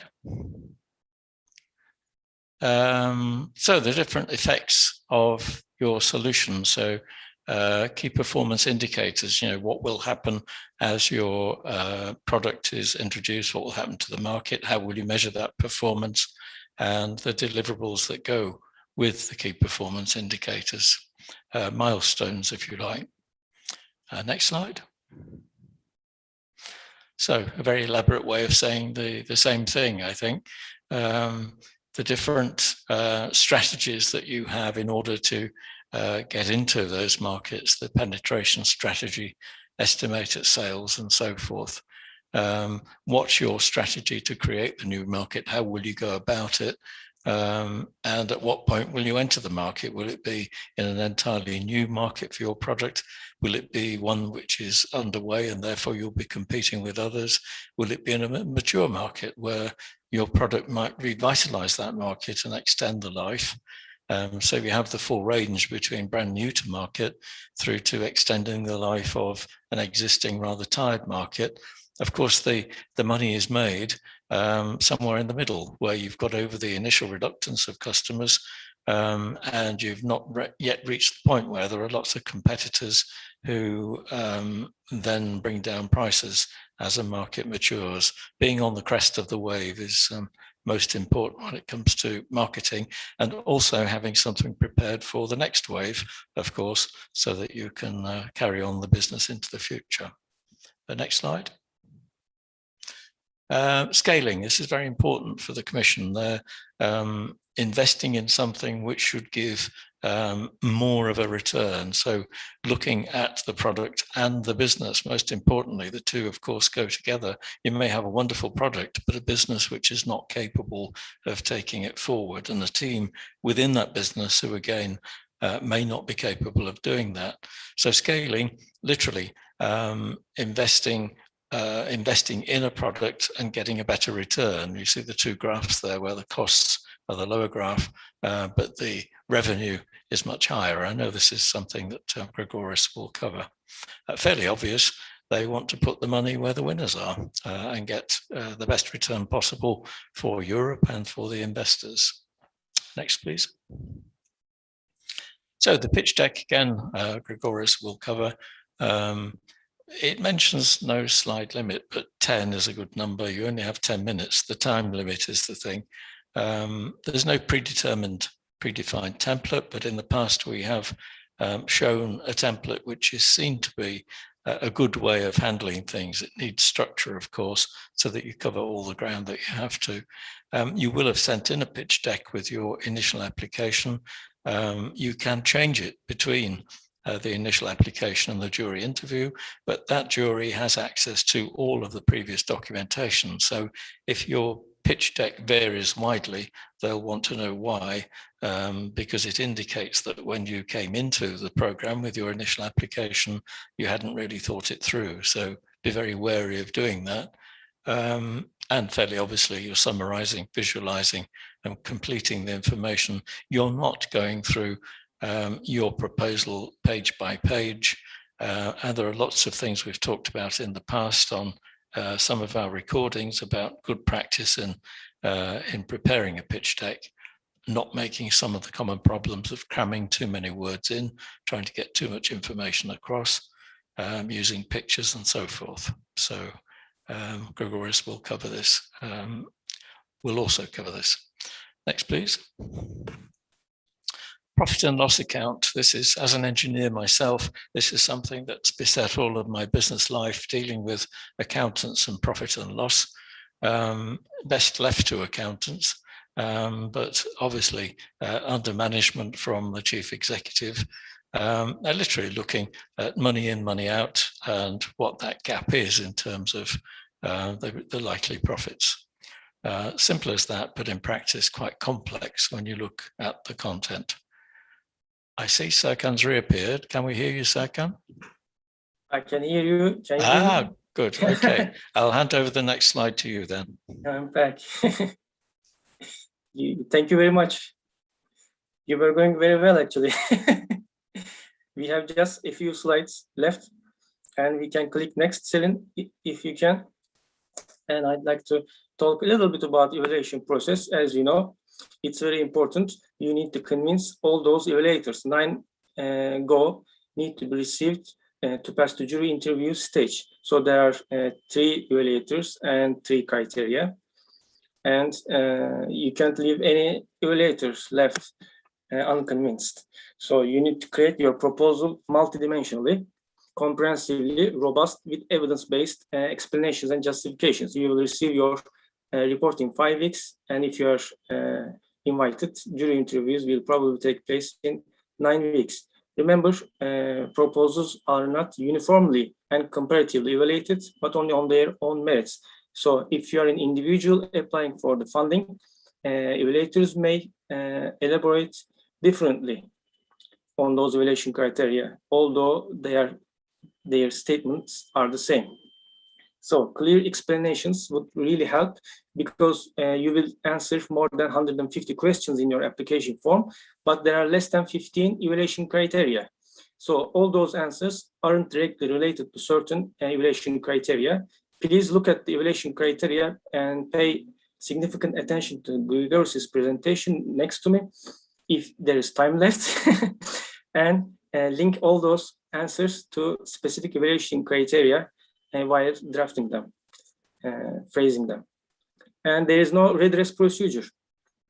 Your proposal will be accepted or rejected. So you can't ask for re-evaluation of your proposal, but you can improve them based on the evaluation reports, based on the comments shared with you. Some of those comments might be opposing views, but you will need to pick which one to follow. And here are the submission rules here. You can submit one of the next full application cutoffs, or you can just develop any short proposals next time. Please click next. Can you click next, Selin? And my final remarks. It takes a team effort to complete a perfect full application proposal. So start drafting your proposal as soon as possible. Ask for opinion from your colleagues, pre-evaluation from us or your colleagues, teammates, and your friends. And draft as soon as possible, but submit as close to cutoff date as possible, because EIC may change online application, although slightly. So you might benefit from new changes if you don't click submit as soon as possible.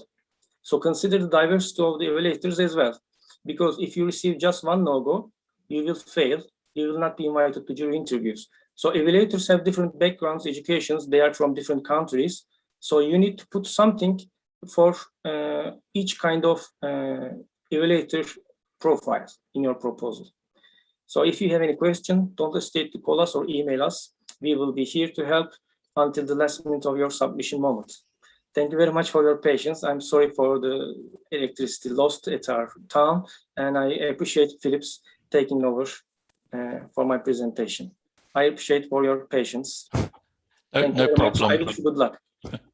No problem. Thank you. Could we take a couple of minutes just to deal with some of the questions that are coming in? One of our contacts has asked for a 5-minute break. I'm afraid we can't do that because of our multiple slot with Zoom, but I see people popping in and out. So if you miss anything, you can catch up on recordings later. So first question, are there any limits to the number of short proposals? Would you like to answer that one, Serkan? Yes, short proposals. There are again short proposal resubmission rules. First of all, resubmissions are monitored based on participant identification code, not by proposal. So as a single SME company, you can only apply for one proposal at a time. Your proposal will be evaluated, you will receive its feedback, then you can resubmit it or go to full application stage. But I can give you a detailed answer later. Okay, thank you. The next one is the 3-day business coaching provided for the team, or is it one-to-one? It's provided to the business. So it should be the key team really having that mentoring.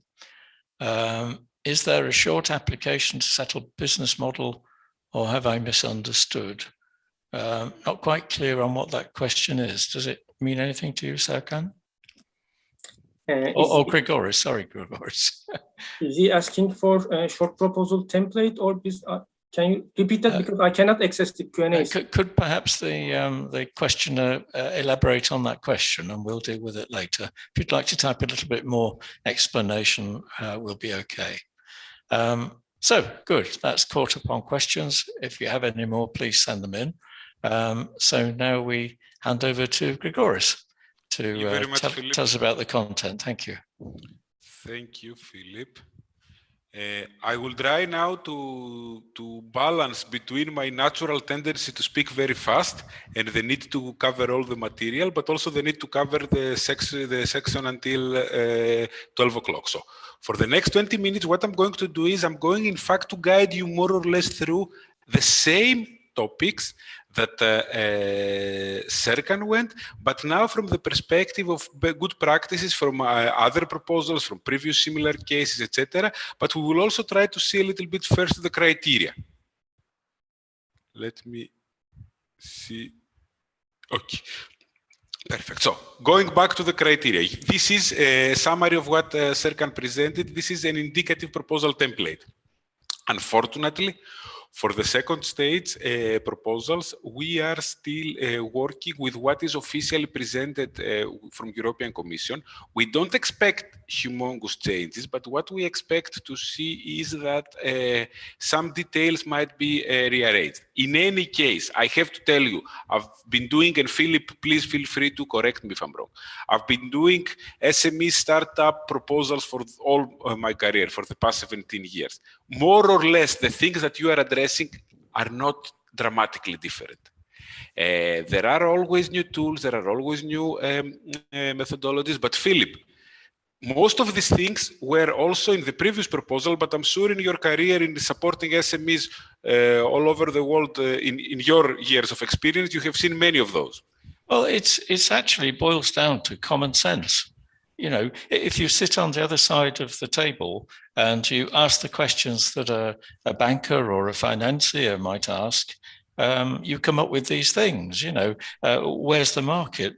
Who wants it? Is it going to sell? What's the advantage over what's already in that market? How will it be priced? How will you get it to market? Are you capable of doing it? They're all questions that would logically be asked as common sense. But as a colleague of mine says, unfortunately, sense is not that common sometimes. So it has to be perhaps defined. And of course, the Commission have now defined it to a point where it seems to be a ridiculous amount of information, but it's so that they are able then to not compare proposals, but to see proposals prepared on the same basis. So their effort has been into commonizing the proposal to make sure everything's covered. Perfect. That's really good. Then let's go to see one by one some ideas. First of all, we are trying to sell the problem rather than the product, meaning we need to explain what are the big challenges, and we need to understand, speaking earlier about pain points, what are the big challenges that we are seeking to address? What is the ideas that we want to bring into the market?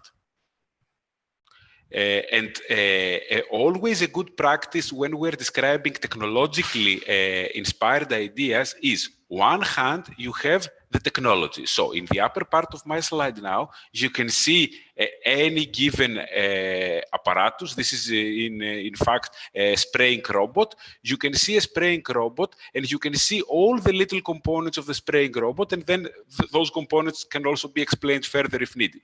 On the other hand, the entrepreneur, the investor, and possibly the evaluator in your case, in your proposal, he doesn't want to know if you are using a spraying tank of 130 liters, or he doesn't want to know if your electronics are based on this or the other protocol. He wants mostly to know how this thing works. So it's equally important to explain the technical details together with the functionalities. It's equally important to explain how the thing is made for and what are the technical characteristics, but how the thing is used for and how it makes the life of its users easier, more prosperous, or it solves the problem that they are having. This is very important, particularly from teams which are coming from technical background, because the truth is, scientists and technical people tend to fall in love with the technological aspects of their idea, which is very important. Without it, nothing can happen. But please keep in mind that when we are talking to people, maybe you need to bring it a level down when it comes to sophistication, but explain to people how the thing works. It's not straightforward, and this is the most important part.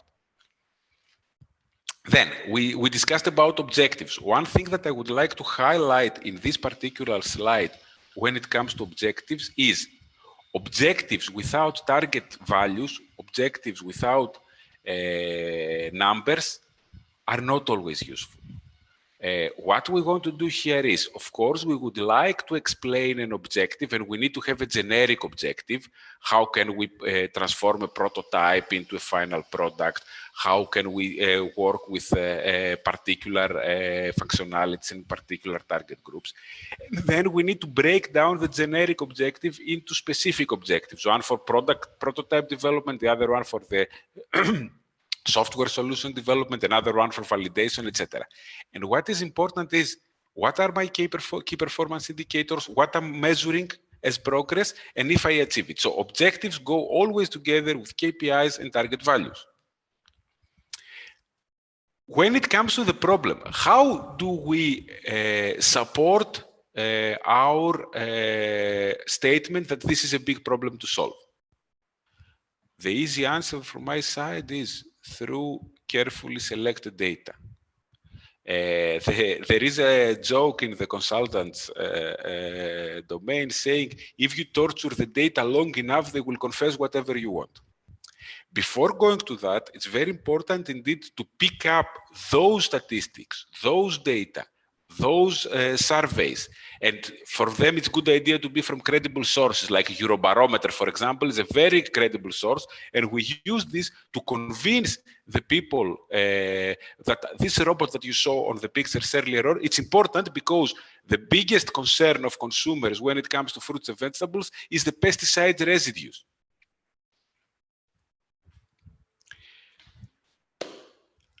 How do we time the innovation? Victor Hugo used to say that all the forces in the world are not so powerful as an idea whose time has come. This stands very much for business. We have seen amazingly good ideas not to fly in the market exactly because they were a little bit earlier of their time. And we have seen equally very good ideas again not to fly in the market because they were a little bit after the time. This means that timing is the essence in the market. And speaking about timing, before going to the timing, first let's see how do we compare existing alternatives? How do we compare ourselves with what exists already in the market? The methodology here is clear. We pick up some market leaders from the market, existing market leaders, and we need to demonstrate how we are able to disrupt this market. How?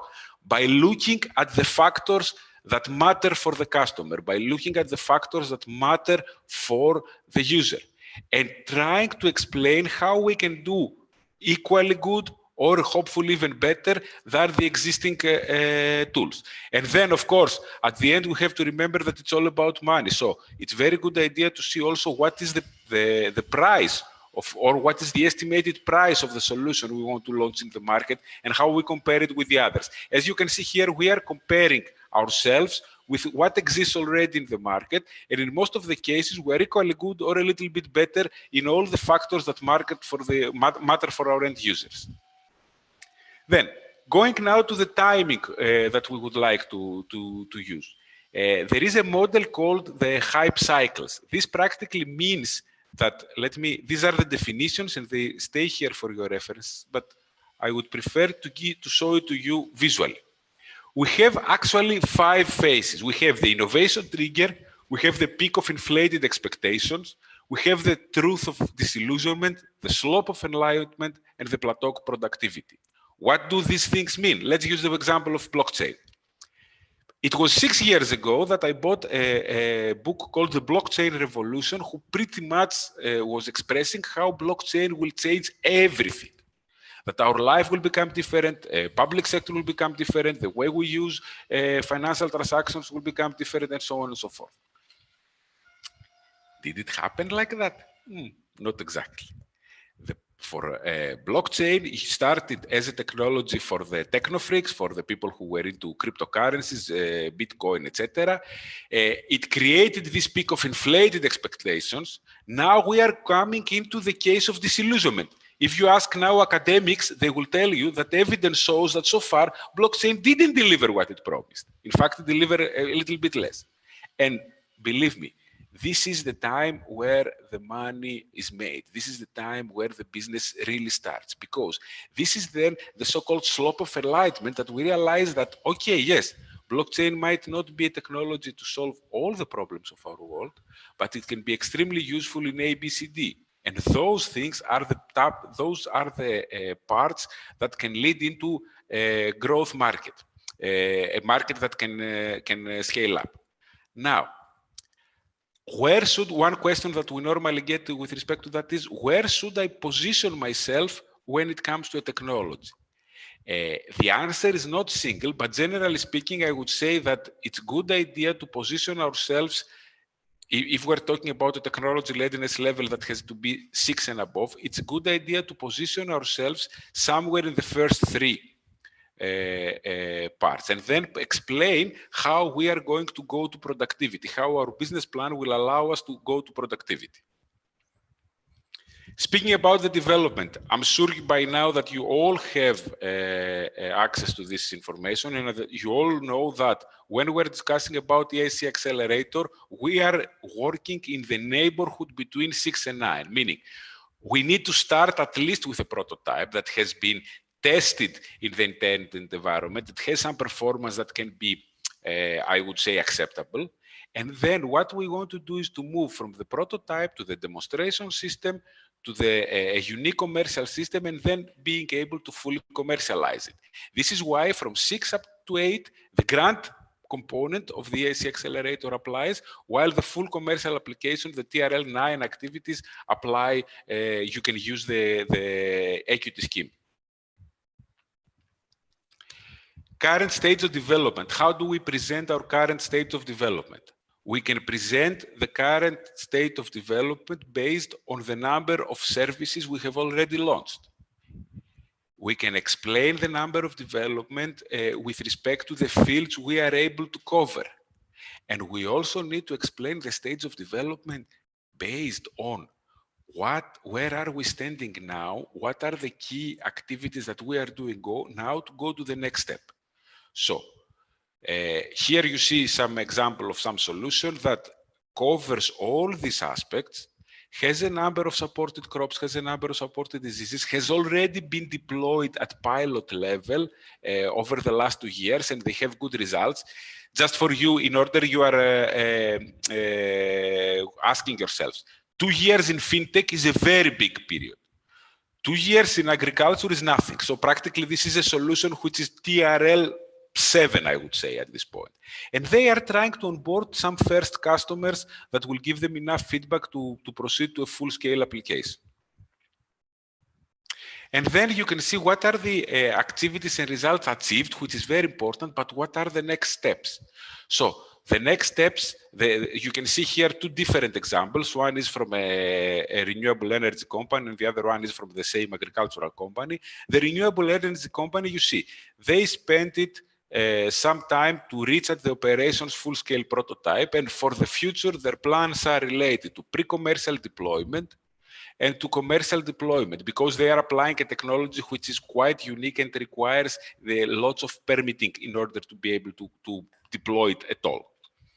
In the other case, things can be more simple. Our next steps are to expand the team and to expand functionality, to be able to offer more services to our customers, but also to have more people that will develop those services. Feasibility. Before Serkan mentioned one book of Steve Blank, my favorite book of Steve Blank out of the many that exist is this one, The 4 Steps to the Epiphany. This is a book that explains you how to fine-tune your product development process with your customer development process, meaning how can you put in lockstep the procedures of approaching customers and the procedures of developing the product in such a way that the final solution is feasible in technological, in practical, and in economic terms. So normally there is a journey that we starting from customer discovery, going up to company building, but equally, we have the journey starting from an idea and going to the first launch of a product. The trick of the trade here is to be able to fine-tune those 2 processes in a way that we develop the product together by understanding our customers.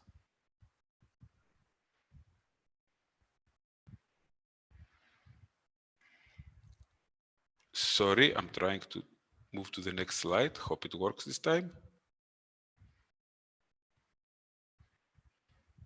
Sorry for the technical problem.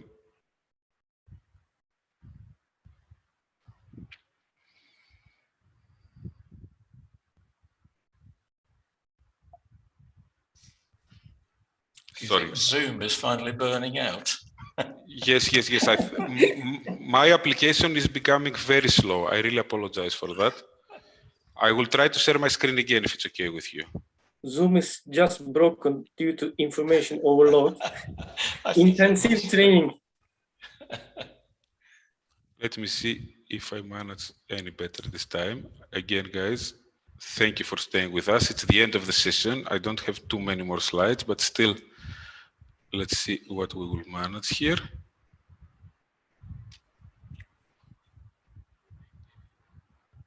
Is it possible to see my full screen? No, not yet. It says you've started screen sharing.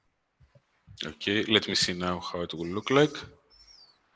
Okay, I can see it. Can you see it also? Yeah, that's your last slide, the slide you Okay, finished. okay, that's good to know.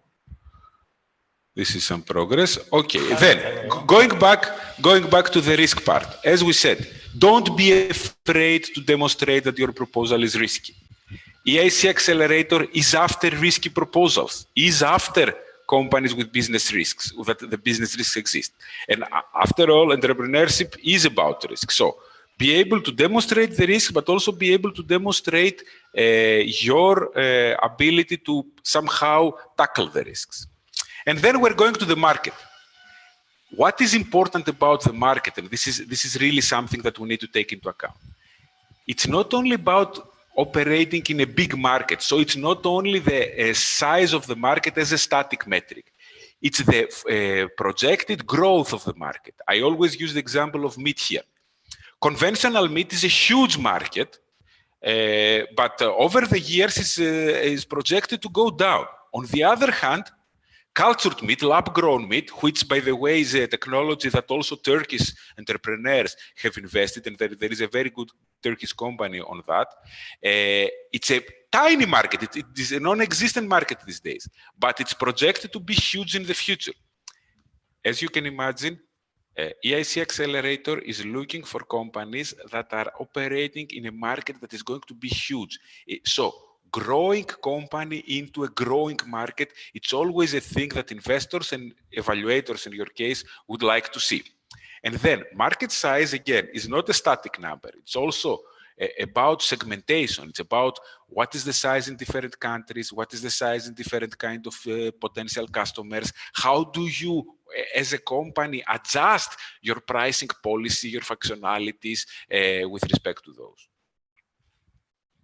And then going to the unique selling point, which needs to be one based on English language, but also to the potential differentiators that we can explain in our case.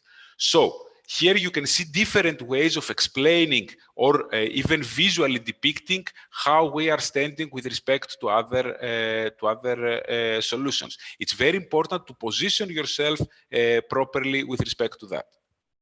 And then commercialization strategy, we need to take into account the revenue model that we discussed before, the time to market and deployment, regulatory approvals, etc. A commercialization strategy is depicted in this slide by explaining how do we move from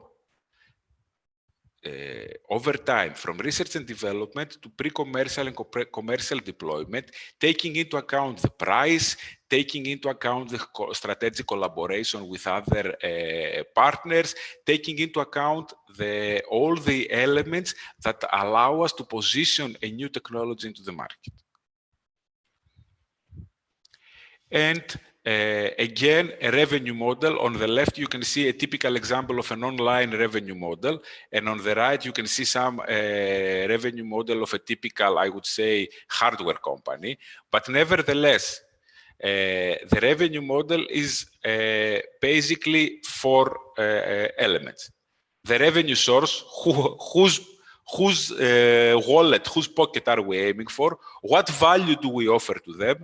How to price this value with respect to the competition and the utility they are getting, and who at the end pays for this, who is the paying customer. And this is always a question that I remember from investors asking to startups, who is the paying customer, who pays the bill? External strategic partners are also very important. You can see here one IT company who is using external, who has a strategic collaboration with Microsoft and a strategic collaboration with another company called Origin Trail, and they together can provide them the technological framework they need to deploy the services on the top. So It's important to explain who are your external partners. It's important to draw the attention of the evaluators that you are well positioned in the ecosystem and in the value chain, that you are able to work with other companies. The bigger they are, the better, and you have strategic alliances. And of course, this can also support it in Annex. Surprisingly, they put some space for Annex, for example, in this case. And you need to, if you are able to get good letters of intent or good letters of support from important companies, from big brand names, I think this is something that pays off to use. Intellectual property is a very important thing. The freedom to operate analysis is another important thing. You can see here a freedom to operate analysis that we have done in the past for this milk sensor solution. So you can see here for every area, you need to identify which are the patents. You need to describe them, and you need to explain that you are able to launch your product because you are not stepping on the toes of the people who have these patents.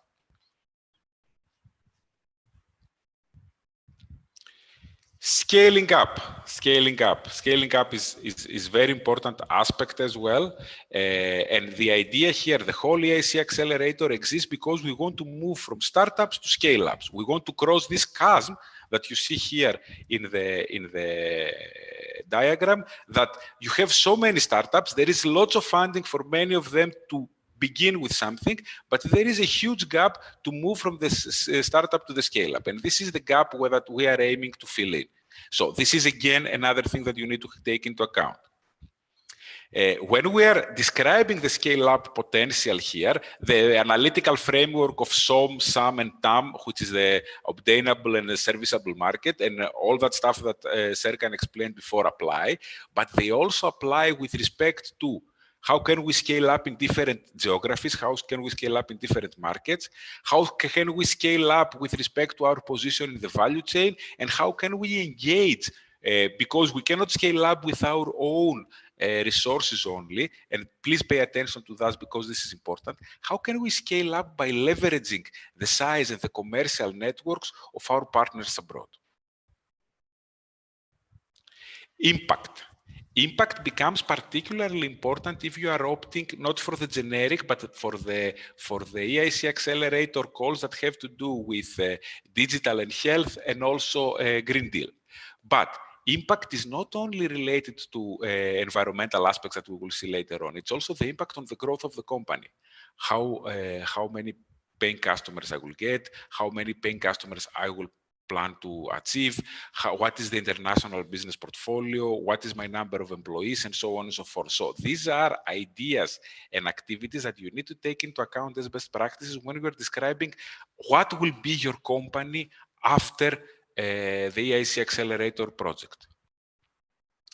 Key performance indicators cannot stop one more to explain how important they are. The people from the evaluation, the evaluators, are the people who are coming from the business, are the people who are used to understand key performance indicators better than technological sketches or complicated scientific formulas. So talk to them with numbers. It's very important.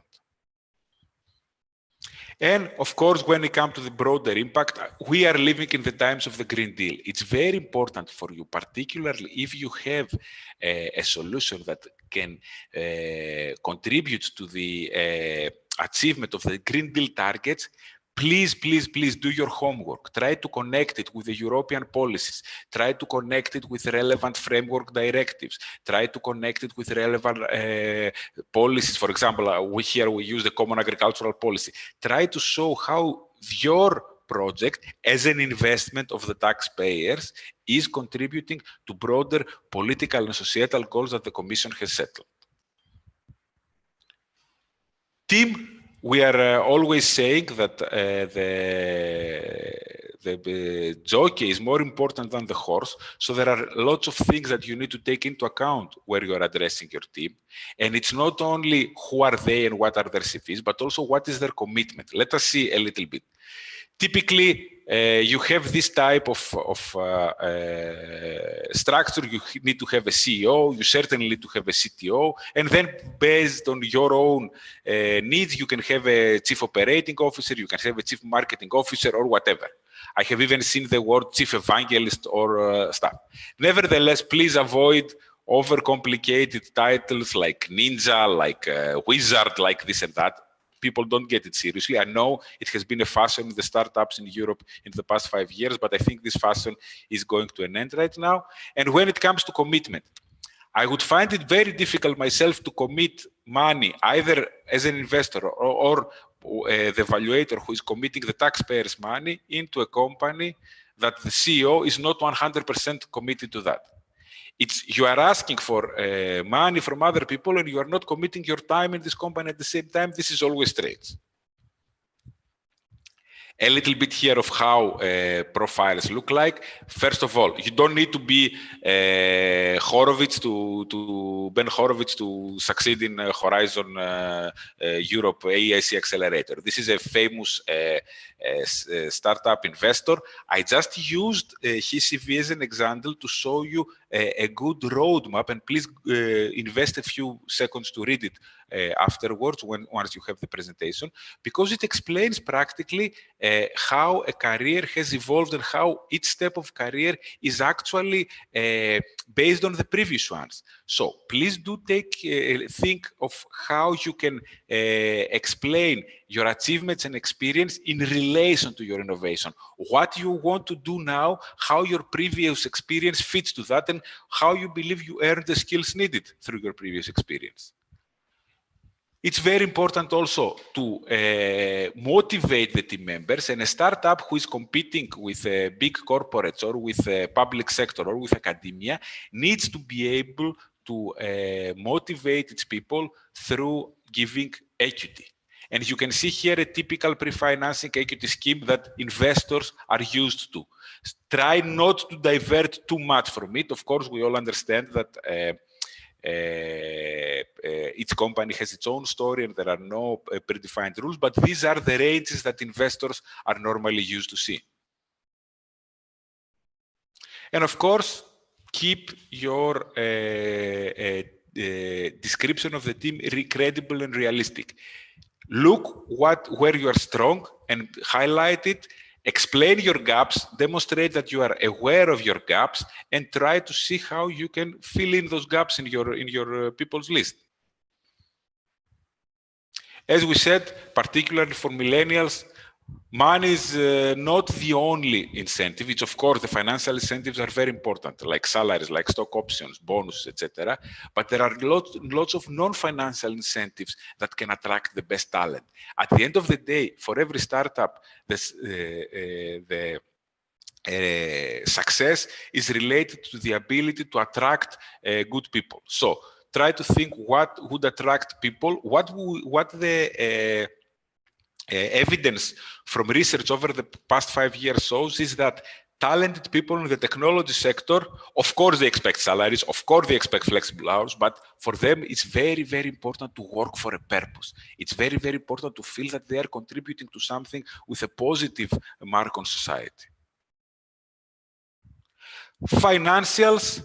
Financial tables that are required. It's 5 financial tables. There is existence in the model. As mentioned before, this is something that mostly your accountant would deal with. But my suggestion here and the best practice is start early on and engage your accountant. Going back to risks, these are project risks, because you have the business risks and you have the project risks, technical risks that might happen in the course of the project. Here is some examples on how you are not only explaining the risks, but you are providing some initial contingency plans, how you are planning to somehow deal with the risk, how you are planning to work with the risk, and which parts of the work this is compared to. And of course, last but not least, this is a proposal from our side for a slide. We have done through this in the previous training course. But nevertheless, let me rephrase. Our suggested way of making slides is, or again, Philip would agree with me that it's back to common sense. There are a few things that you need to explain. What is your purpose? What is your problem, and what is the problem, and what is the solution you are aiming to offer? What is your value proposition as a company? What are the opportunities? What are the risks? Where is the competition standing? How your business model will make money?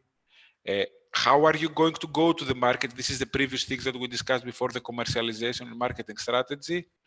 Some financial projections, of course, to present your team. And sometimes I like to close with one conclusion, which is an elaborate way of telling to the investors, give us the money.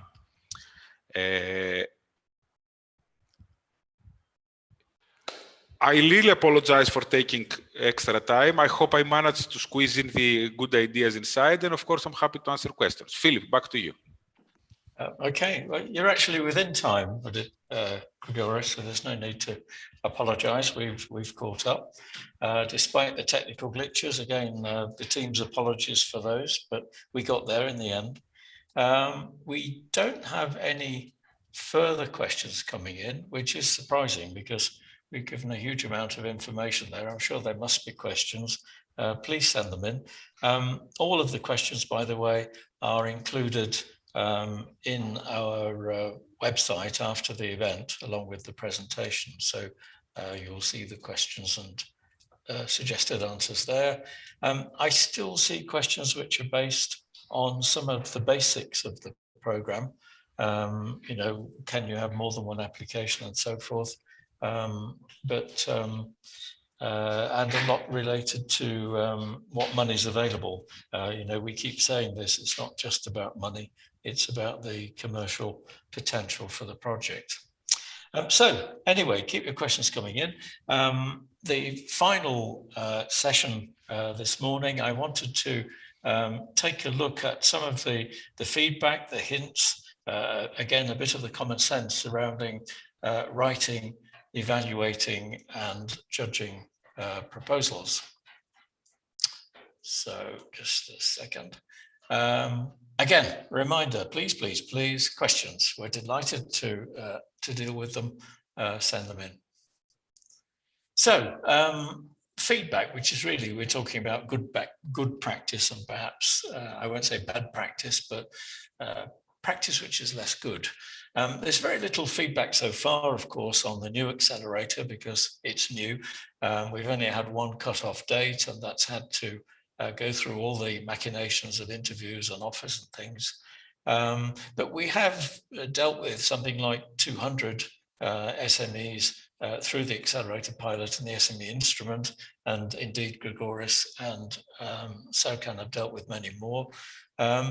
As Grigoris said, the core of the new Accelerator has not changed much. It might be different in the way it's being processed, applied, but the core content is still there.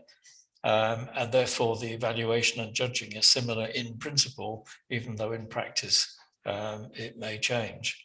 And there's an awful lot of general good practice or common sense, as we've agreed, surrounding preparing proposals and presentations. So I'd like to sort of divide it into three areas: writing proposals, feedback from the evaluation of proposals, and finally a look at the judging panel that hopefully many of you will reach in this rather lengthy process. So in writing proposals, 6 areas there I'd like to just comment on. And taking a look at the first of those, the order of action. Many people begin, especially with the online version now of the application and the full proposal, by beginning to fill it in as if it's a form. It's not a form filling exercise, and the Commission spell this out. You know, it's not a matter of filling the form in and getting money. So it's usual really to prepare a draft proposal well ahead of getting into the official EC system. And my suggestion there is to start with the need. If the thing is not needed, it won't be saleable, it won't have a market. So the need and the questions to ask: is it needed? Who says it is? Who needs it? Why? When do they need it? Why doesn't it exist already? If it does, why is yours better? is it better enough to win against the competition? These are basic questions.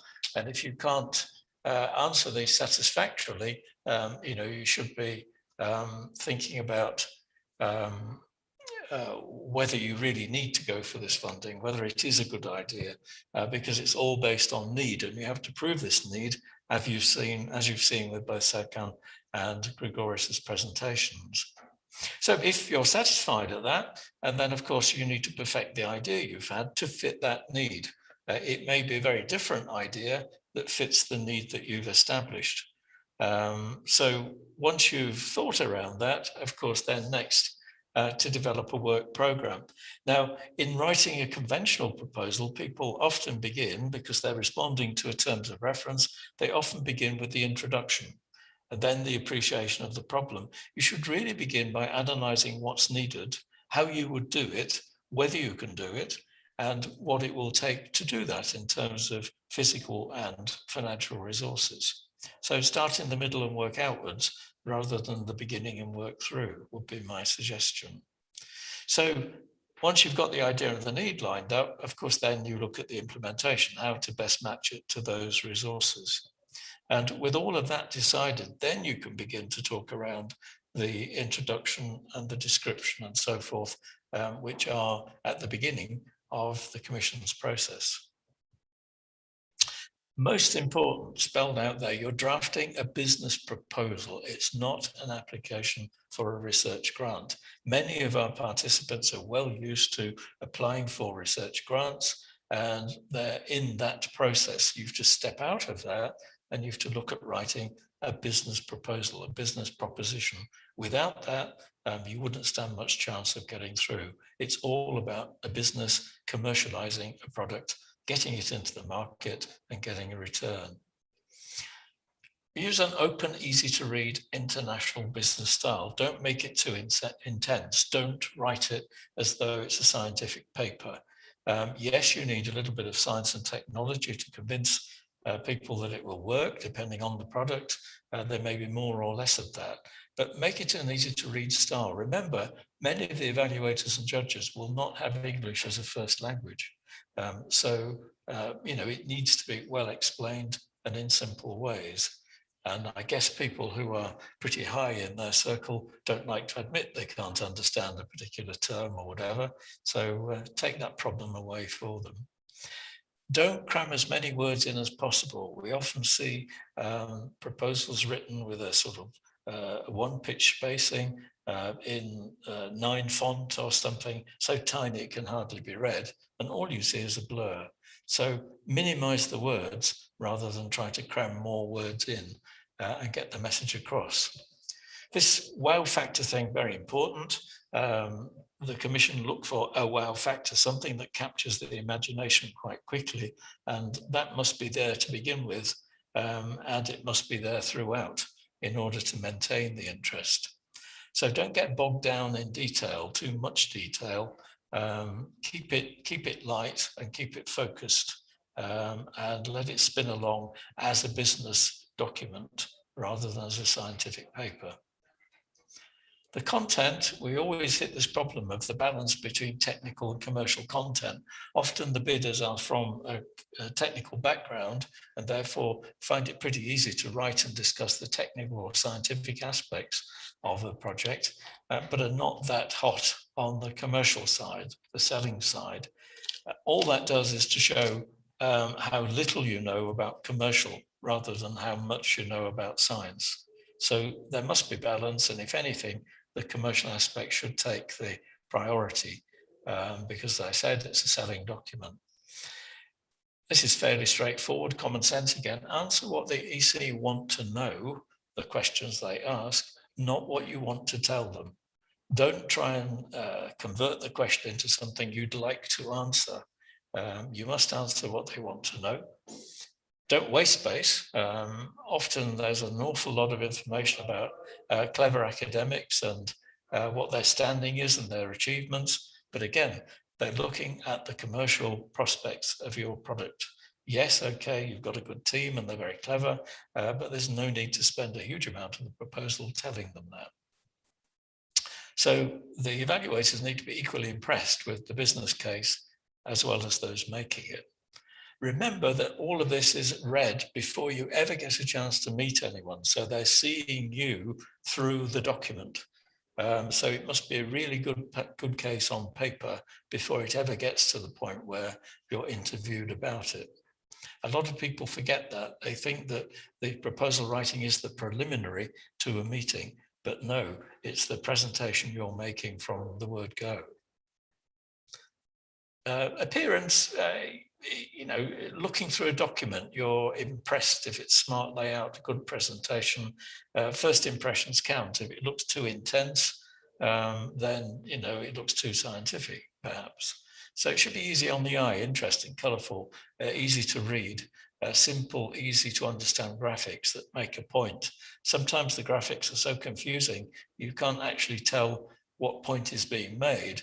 And this is because people have tried to save space by cramming so much into a small amount. Look at the main message, make that the point of your graphics. If possible, sad though it is, English is the language that's used. And it would be great if you could get a native English speaker to check the phraseology, the spelling, because that really helps. Plenty of time, always you run out of time, so leave plenty of time for perfecting the content to make sure there are no mixed messages or ambiguities. That's just an example really of a scientific looking document on the left and one that's a bit crisper on the right with simple graphics and fairly short paragraphs. Key messages, these can get very blurred. As more and more is written, people keep saying, oh, what about this, what about that? We can say that, we can add that, and you can lose the key message. So be sure on what the key messages are and try and get them lined up with some of those policy messages that the Commission have transmitted, the Green Deal, the gender equality, the engagement with citizens, the keeping innovation in Europe, making Europe the innovation capital of the world, and so forth. Try and keep those key messages in there and don't confuse them with messages that are not as relevant. Don't contradict. It can happen. You know, you can write a proposal over several days or weeks, and sometimes you can contradict what you said earlier. So this comes in the final proofing of the documentation. If you're using different authors, they'll all have different styles, and there may again be contradiction or ambiguity. So one person must be firmly in charge of the authoring. You've already submitted a video and a pitch deck in your first application, so make sure that what you're saying still fits with what was in those two items, the video and the pitch deck. You can change the pitch deck, as we said though, not so much that it contradicts what you said earlier. The judges and the evaluators have access to all the documentation that you've sent in. So it shouldn't change too much, perhaps a bit of refinement, but the video can't be changed. So the video is a set piece. Sanity check, stepping back, making sure that the proposal's on track, it stays on track. Take a distant look. It doesn't go off in too many different directions as ideas develop. Again, watch out for duplication, watch out for contradiction, any ambiguous statements. Especially in the diagrams and charts, because people don't read into those diagrams and charts, they assume they're correct, but they can in fact contradict. Make sure it matches what the EC are looking for, what they've asked for, as I said earlier, and don't overpromise to the point of losing credibility, especially so when it comes to market share, the speed at which you can get into market, the likely profitability over time. The Commission are very realistic about all this and would be suspicious if it was too short a time, too much money. It would indicate you've not really looked at your market and the complexities involved in getting your product to the market. So moving on to evaluations, again, we're so used to these three headings, the judging criteria of impact, excellence, and implementation. But what do those evaluators consider behind these well-published headings. If you look at impact, again, we've said it so often, market deployment is the main focus. Will it get through to market? Will it become commercial? There must be added value there, of course, from the profits that are made in terms of extra jobs or benefiting the quality of life, or of course, taxation and profits. So there must be added value. When I say for all Europeans, of course, I'm including Turkey as one of the states involved. So it must complement and not substitute existing products. This is something that has been a debate among public support programs for many years. By creating a more efficient company, you may put another company out of business, and therefore the job creation is negated by the job loss in other areas. So something that complements a sector or a market, but is not directly substituting for something else, unless of course it's so much better and the sales will be more than enough compensation for any losses in existing products. It must be upstream. We talked about TRL. It must be upstream of early innovation. The Accelerator is not about early innovation. Other parts of Commission support are for that. This is the peculiar thing with the Commission. They want to fund where others will not. So they want to step into the gap where venture capitalists are nervous of investing because there's a risk. They want to cover that risk and get it to a point where investment will happen. So you should have clearly identified risks that you want the Commission to support. That might be on a grant-only basis or a grant-first basis, but getting over the risk so that it can achieve its market potential. Scalability, we talked about, it making more money than it costs to actually get it into the market. So growth of markets and profits is what they're looking for. Evidence of creating new markets ideally, but extending existing ones, something else that would receive a tick, and increasingly the societal impact of the Commission-funded projects. What is the benefit to society overall? That's fairly easy to see with the Green Deal issues, perhaps less so in other areas, but improving the quality of life of society. And that, of course, also means not damaging it. So things like anything related to tobacco or burning coal or damage the environment would be not supported.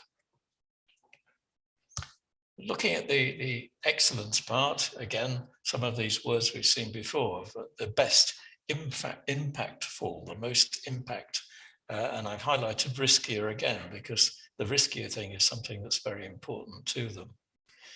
They're looking for the innovative nature.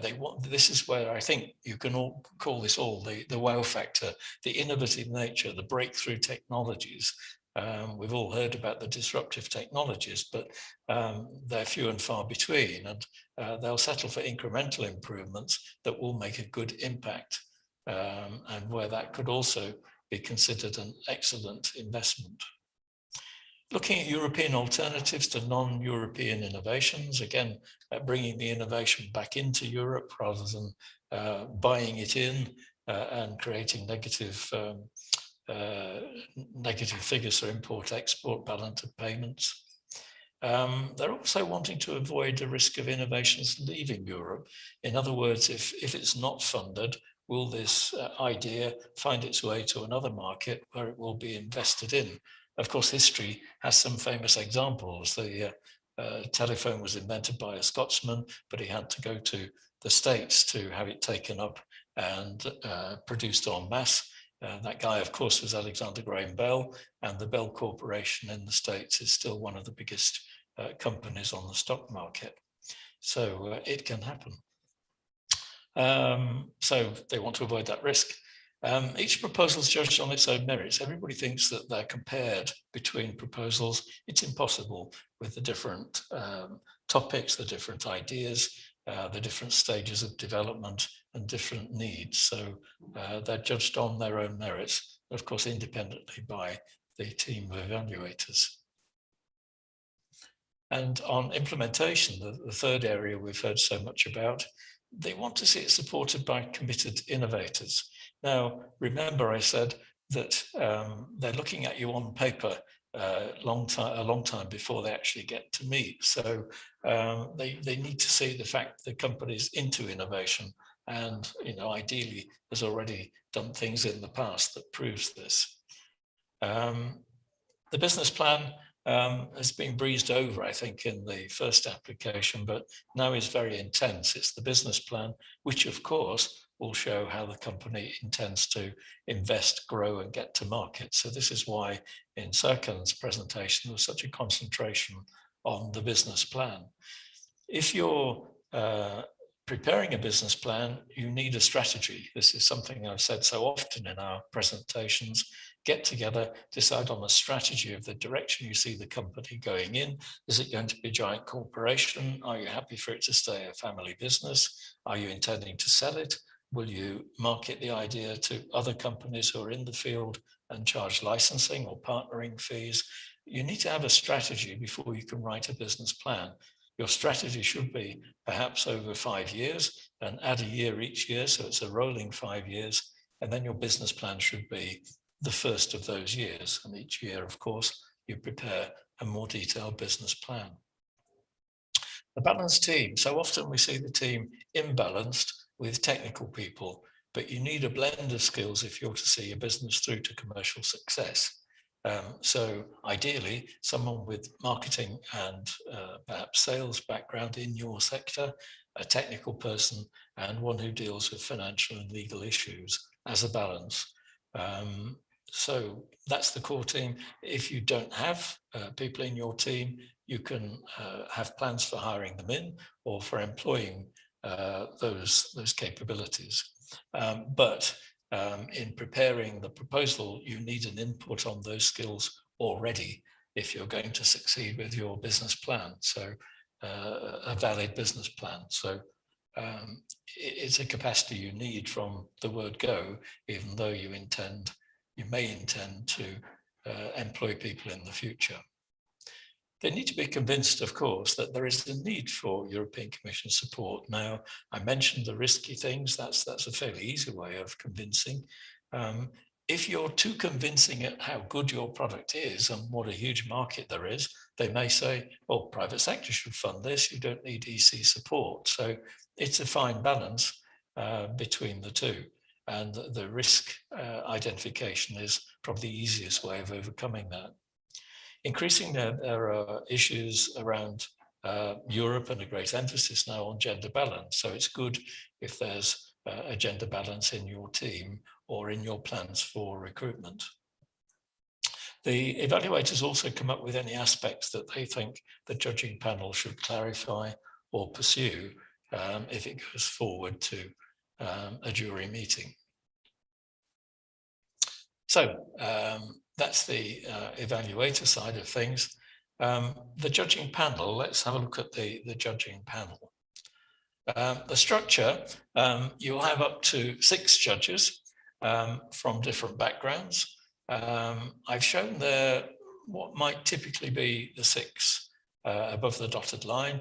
So some are perhaps the technical background, someone with knowledge of marketing, ideally in your sector, a business person, perhaps already in your sector, but perhaps with technical knowledge, an entrepreneur who knows the issues in starting up and running a new business, someone with a financial background looking at the financial details, and perhaps a venture capitalist who's looking at the investability of your product.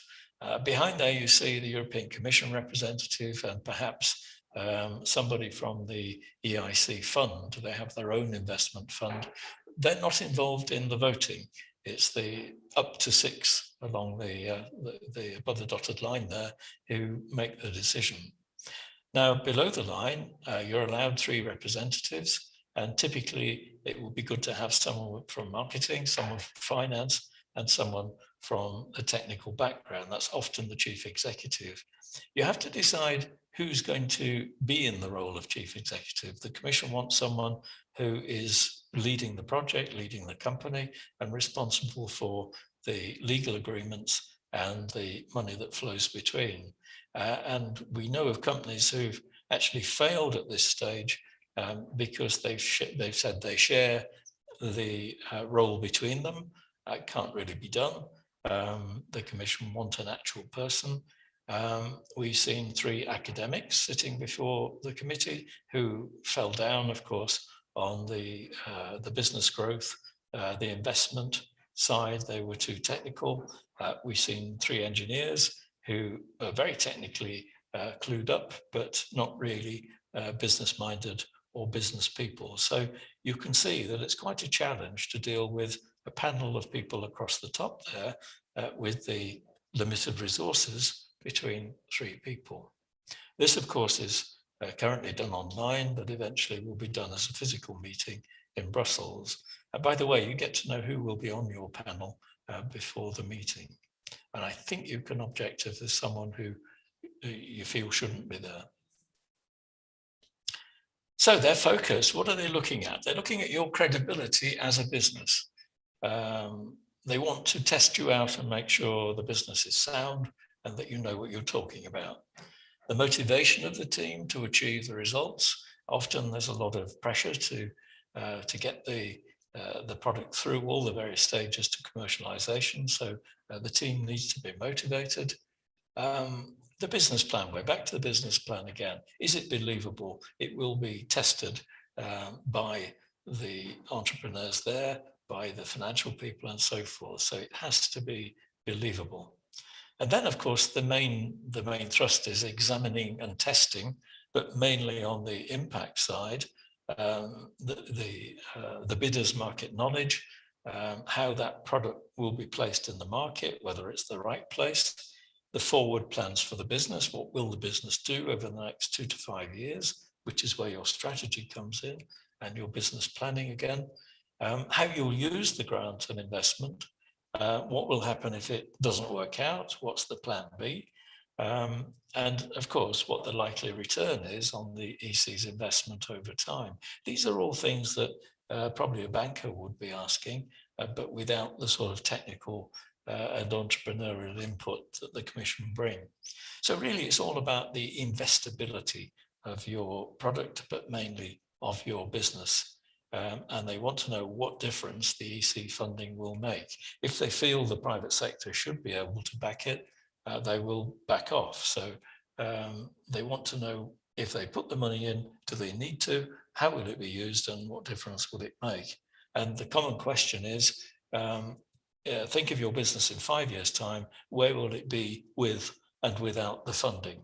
It's a fairly standard question to ask, so be prepared. What are they really looking for beneath all that?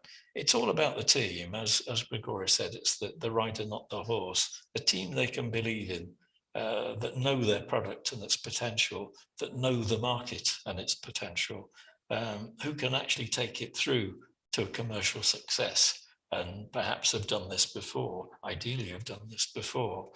And a team that won't waste the Commission funds that could be used by other companies. They will make use of this and use it as a multiplier to make more. And of the product, the wow factor is always good. It's a novel product. Ideally, it's a disruptive product, not always. But you know, the wow factor can get you over that. It has a clear market niche. They can see where it fits in the market fairly easily. And ideally has a huge potential, but has a great potential, I should say, to make a quick and substantial return on investment. And a product that's transferable. You know, if it is better to put that product with another company, perhaps, who are bigger in the market, that the patents are sorted out, and then it can be transferred fairly easily. You don't have 2 patent owners with 50% equal shares, one of whom wants to sell, one of whom doesn't. It's a clear route to transfer that. And certainly a venture capitalist would be looking for that transferability. You know, if it was a success, how quickly will they get their money back? It's a simple question. And transferring the product is one of the fast solutions. So what wins and loses their votes? It's the positives and negatives of all of these. If there's a balance of skills in the team and a balance of experience, that's good. If there isn't, it's bad. If it's too technical, lacks marketing skills, doesn't seem able to take the product forward commercially, it's bad. In terms of engagement, how engaged are they in the project? How enthusiastic are they to see it through to success? Does this come over in the interview? The commercial ability, again, back to commercial ability across all of the team, regardless of whether they're technical, financial, or market specialists. Do they have a commercial mind? Are they the people to see it through collectively? Because if a team disagrees, of course, it will hamper the development. Business plan we've touched on several times. It must be believable. And in the interview, a fast response with valid answers rather than sitting and looking glumly at each other and shrugging and so forth. You might get some off-the-cuff questions just simply to test your ability to deal with these issues. Most importantly of all, and the shortest word there, trust. Do they trust you with several £100,000 worth of taxpayers' money? Do they trust you to take that, use it, see it through, and produce a commercially viable product at the end of the day that will benefit Europe and its citizens? Easy points to add to that. Appearance. You know, you can look smart, you can make sure your hair's cut, you know, that you look presentable, you look like business people. Simple thing to do, and even online it matters. Again, if you're online, look at the background. If it's a pile of scrap waiting to go to the scrap metal merchants, it doesn't look as good as having a fairly neutral background. I mean, we're today using an electronic background, but make sure what's in the background. And again, don't have dogs barking in the street and so forth. Have directional microphones if you're online. Look the part. It's rider, not the horse, as we've said already. The conduct, how you conduct yourself in the meeting. Do you seem open, friendly, smiling, or do you seem insular, introverted, not wanting to discuss? And again, don't let language get the better of you. Many of the panel will not be native English speakers, so don't feel inhibited by language. But again, make sure if you do have a panel that they're able to discuss reasonably well in English. Team spirit, how do the team seem to bounce off each other? Do they readily answer questions between them? Do they agree or disagree with some of the things that have been saying? And this stems into working relationship. You know, is there the big boss and the underlings, or do they seem to work as a team cohesively and share each other's problems and issues whilst still having someone who's in the lead? Balanced responses, don't hug all the limelight, don't deal with all the questions, share the questions between the different members, agree beforehand which areas of question you're likely to deal with between you, and don't go on too long. You've got a limited period to both present and to have discussions with the panel, so don't make the answers too long. We get very nervous and we tend to make the same point several times. Don't do that. Business-like, you know, do they seem business-like? Are they people, again, that you can trust? And try and come up with good answers to all the questions, however oblique they are. I think some of the judges will throw in the odd question just to see how you react. And it's the speed of reaction thereafter, rather than, you know, looking blank at these things. Again, most of it common sense. So, a quick summary. You're proposing a business for funding. You're not filing a form for a research grant. Absolutely important to remember that. Although, second point, the technical scientific content is important, but a commercial approach is essential. It's the commercial side of things thereafter.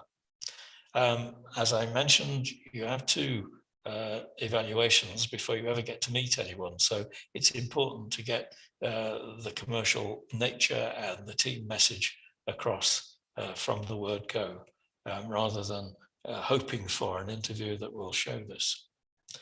Respond to what they're asking you, not what you want to tell them. This is a common mistake.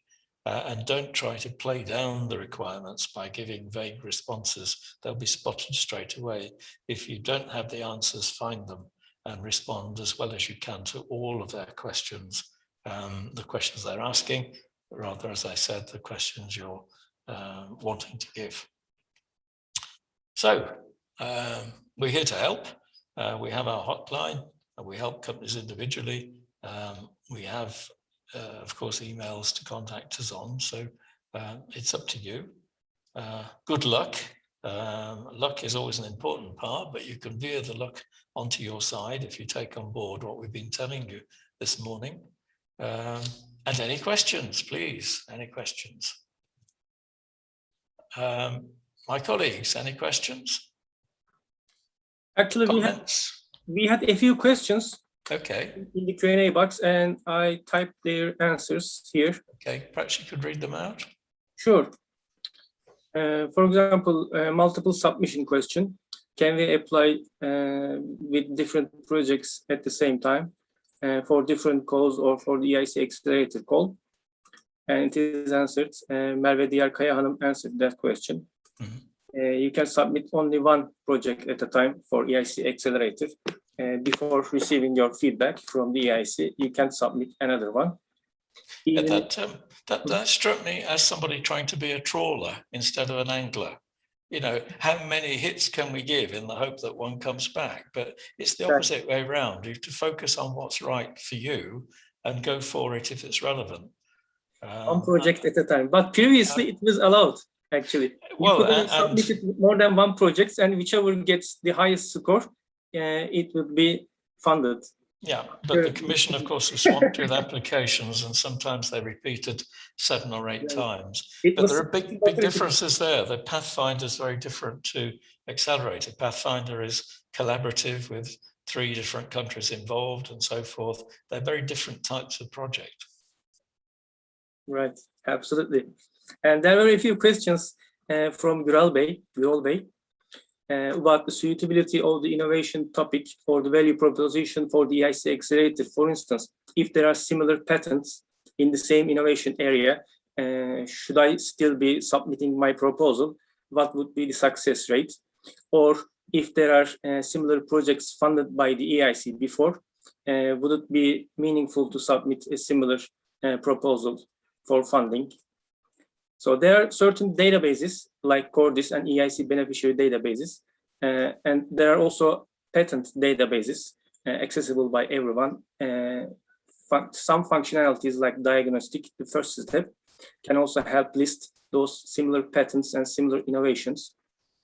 But I would suggest being passionate about your value proposition, your team, and your growth potential, and draft a proposal no matter what, regardless of those indicators presented to you by the diagnostic function, or whether there are similar beneficiaries, similar projects funded by previous beneficiaries of the EIC, because you cannot have access to the application form or proposal submitted by those companies. So your proposal might be different than theirs, even if the topic or keyword or value proposition, include similar aspects.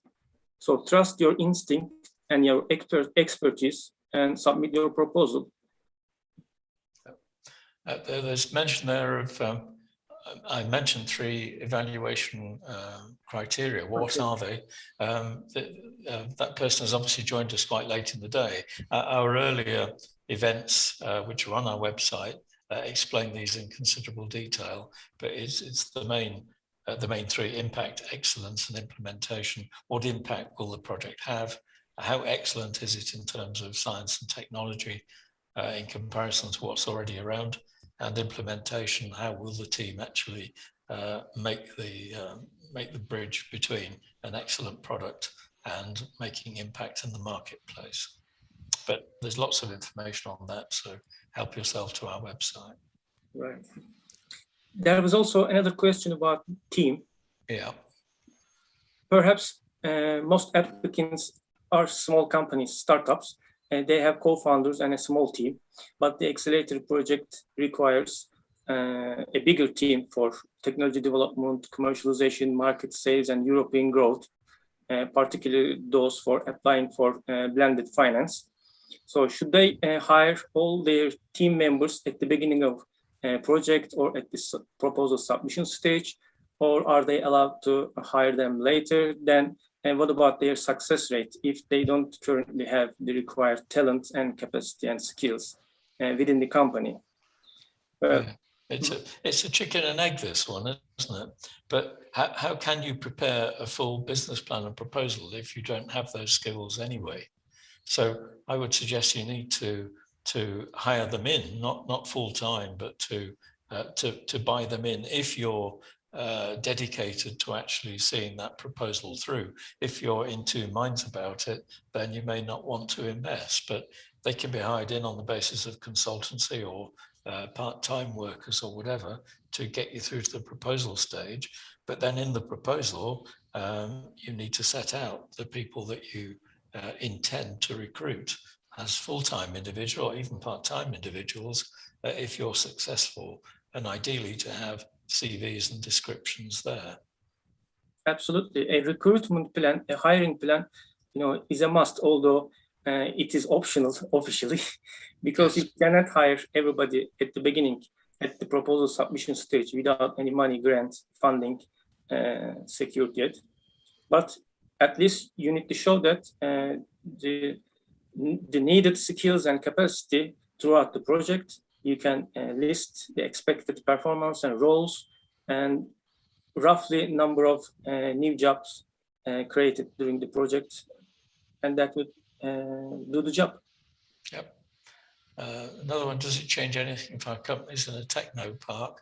No, if it's a company in its own right, in fact, it's advantageous because the techno park may be able to provide assistance in developing your proposal. If it's owned by a techno park or something, then they're into complications of who actually owns a business, but I don't think that's the case. But simply, no, it doesn't matter. In fact, it's an advantage, if anything. Any comments on all this, Grigoris? Sorry, we're not ignoring you, we're just picking through the questions. It's okay, no worries. I would like to highlight a couple of parts about this thing with can we submit two ideas at the same time? Yeah. I remember I was speaking with an investor capitalist once. He was actually training us how to spot good ideas, and he told us, no, never. If the entrepreneur comes with you and tells you, I have this idea, but I also have another one, never put the money on this company. The reason is that we all know how difficult and how important it is to launch a new product in a market, particularly in the case of EIC Accelerator. We're looking for the companies that would be able to launch products in the European and the global market. This means you are a team of 5, 10, 20 people, and you want to launch two ideas in the market at the same time, and you want to funding for both of them, or you're passing the message that I have a portfolio of ideas, and whenever, depending on the call, I push one of those. You understand? This is against the spirit of the EIC Accelerator in a way. The evaluators are people from the investment domain. They understand those things. So that's my comment with respect to that. Yeah. And even if you had two valid ideas, you wouldn't have the manpower to see it through. You know, even if it was possible to have two good ideas at the same time, you wouldn't be able to support two bids. Right. I'm not sure about the question on neglection tolerance. So, could you enlighten us on that? Neglection? Gural's question. What is the neglection tolerance? There is a question about which one is more important, innovativeness or proposal writing. Actually, evaluators will give emphasis on the innovativeness, novelty, and impact of the project, but it is your application form, pitch deck, and video that you will communicate your project to the evaluators. So without clear communication, explanation, justification, without the necessary team and the visuals in your pitch deck, for instance, you cannot communicate your project so that you cannot understand or appreciate your hard work and dedication to your value proposition. So just one thing to add to that, the Commission in some statements said it's not a proposal writing competition, it's about innovative ideas. So innovation will win through, but yes, it's so important to get it written about in such a way that it is able to carry through. Question there about grants from another funding organisation. I don't know whether Merve, you could deal with that one.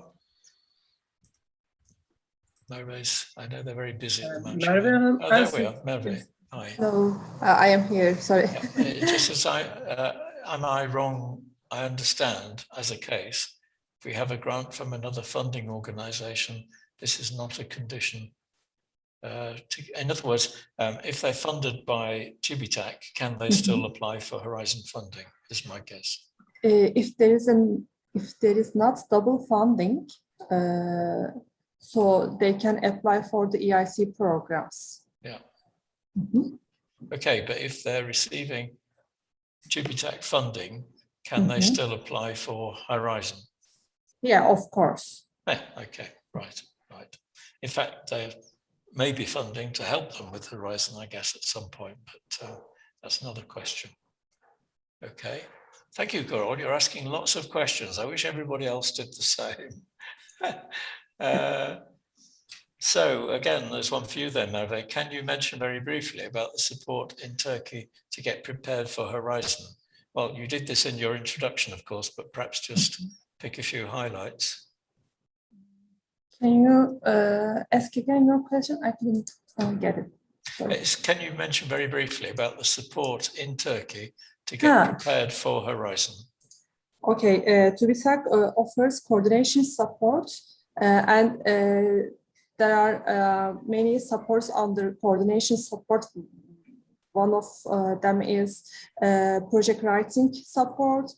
Second is project evaluation support. The other one is project training support. And the last one is, I forgot the support's name, but the support there, put it that way, yes. It's those supports. Most of the SMEs uses project writing support, but we have one condition for the EIC Accelerator. If you pass a short application of EIC Accelerator, you can apply for TÜBİTAK's coordination support. Okay, right. So there's support there. That's good. Merve's the one to tell you all about it. Question from Yusuf.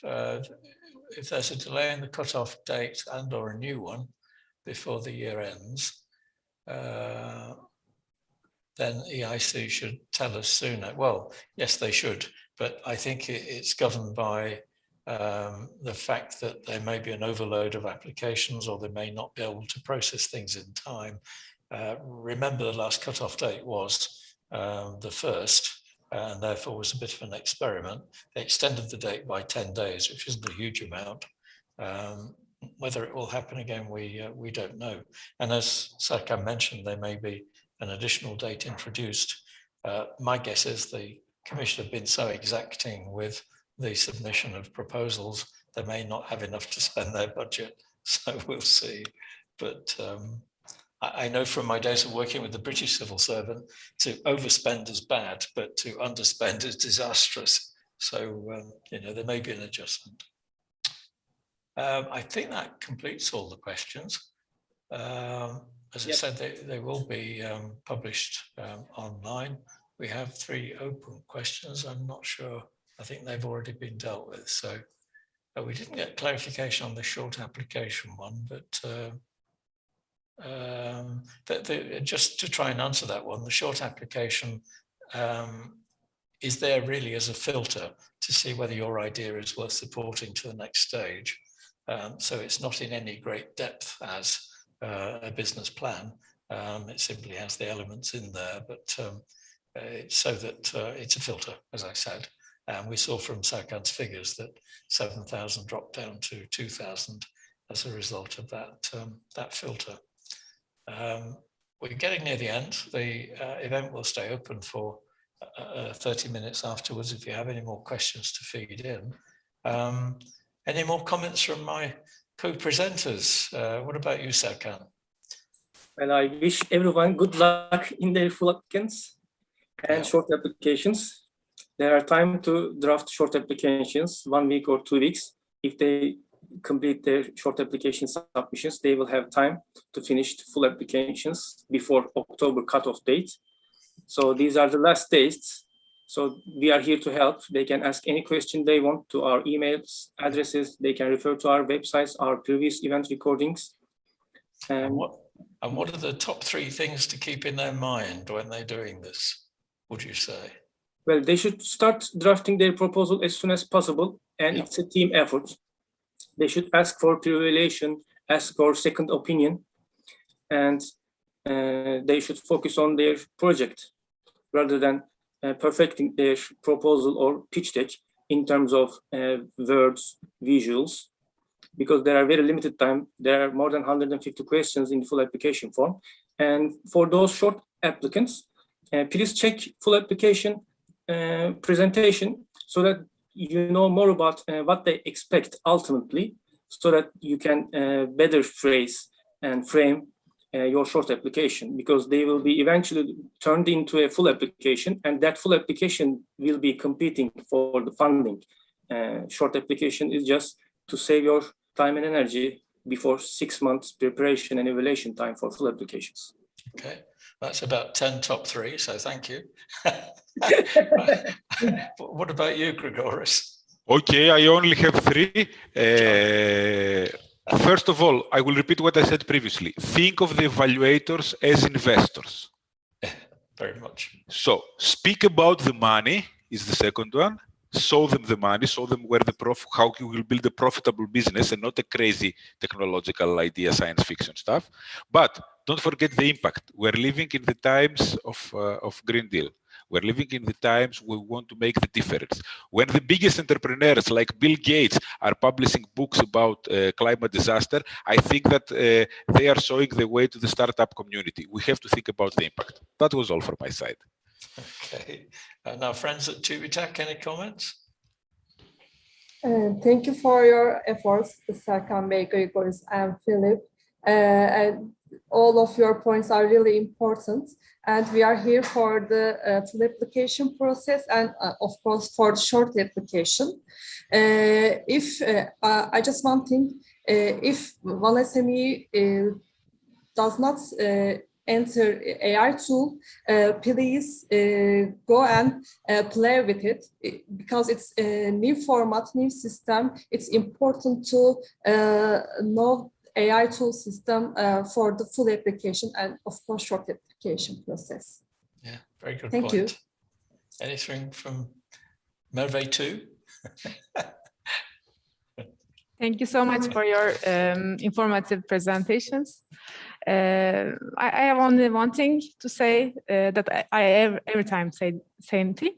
They can contact us anytime they want. We are here for them to help. Yeah. That's all. Thank you and good luck. Okay. And it's good to see the people behind the organization. Believe me, they're very approachable and very willing to help. So thank you for that. From my perspective, mention of this Green Deal, I usually say on these things that the Commission has sprayed everything with a coat of green paint. So if you have an idea that could possibly be seen as a green idea in terms of saving the environment or reducing energy and waste, then phrase it very much as Green Deal, because it's the topic of the moment, of course, with all these dreadful fires around Europe and planetary change and so on. Being a skeptic, I wonder how big a hole in the ozone layer has been caused by Bill Gates's businesses before he became aware of the fact, but we won't go there. Thank you for listening. Thank you to my co-presenters. Thank you especially to TÜBİTAK. And I'll hand over to Kemal. Don't forget, by the way, 16th of September, we have this project writing camp in Ankara for those who are in the final stages of drafting a proposal. So please contact us if you're interested in that. So over to you, Kemal, to close the meeting. Thank you. Thank you very much, Philip. Philip'in de bahsettiği üzere ayın 16'sında Eylül ayının bir proje yazma kampı etkinliğimiz olacak. Bu duyuruyu da henüz çıkmadık, ancak TÜBİTAK'ın ilgili web sitesinden ve projemizin kanallarından, sosyal medya kanallarından görebileceksiniz. Ayrıca sizinle e-posta yoluyla paylaştığımız proje ve programa dair sosyal medya hesaplarını da takip edebilirsiniz. Çok seviniriz. Ben proje ekibi adına Selin Hanım'a da teşekkür etmek istiyorum bugünü asiste ettikleri için. Aynı zamanda tüm uzmanlarımıza da ve tabii ki bize bugün ev sahipliği yapan TÜBİTAK'tan Merve Hanımlara, Merve Diyar Hanım'a ve Merve Polat Hanım'a da çok teşekkür ediyorum. Webinarımız yayın olarak yaklaşık bir 10 dakika daha açık kalacak. Bu süreçte etkinlik süresince aklınıza gelmeyen ya da sormayı unuttuğunuz herhangi bir sorunuz olursa lütfen paylaşın. Q&A butonu aracılığıyla buraya işlemiş olduğunuz tüm sorular daha sonra etkinlik raporlamalarında uzmanımız Philip Solden tarafından yanıtlanıyor olacak. Bunları da yine sizlerle web sitemizde paylaşıyor olacağız.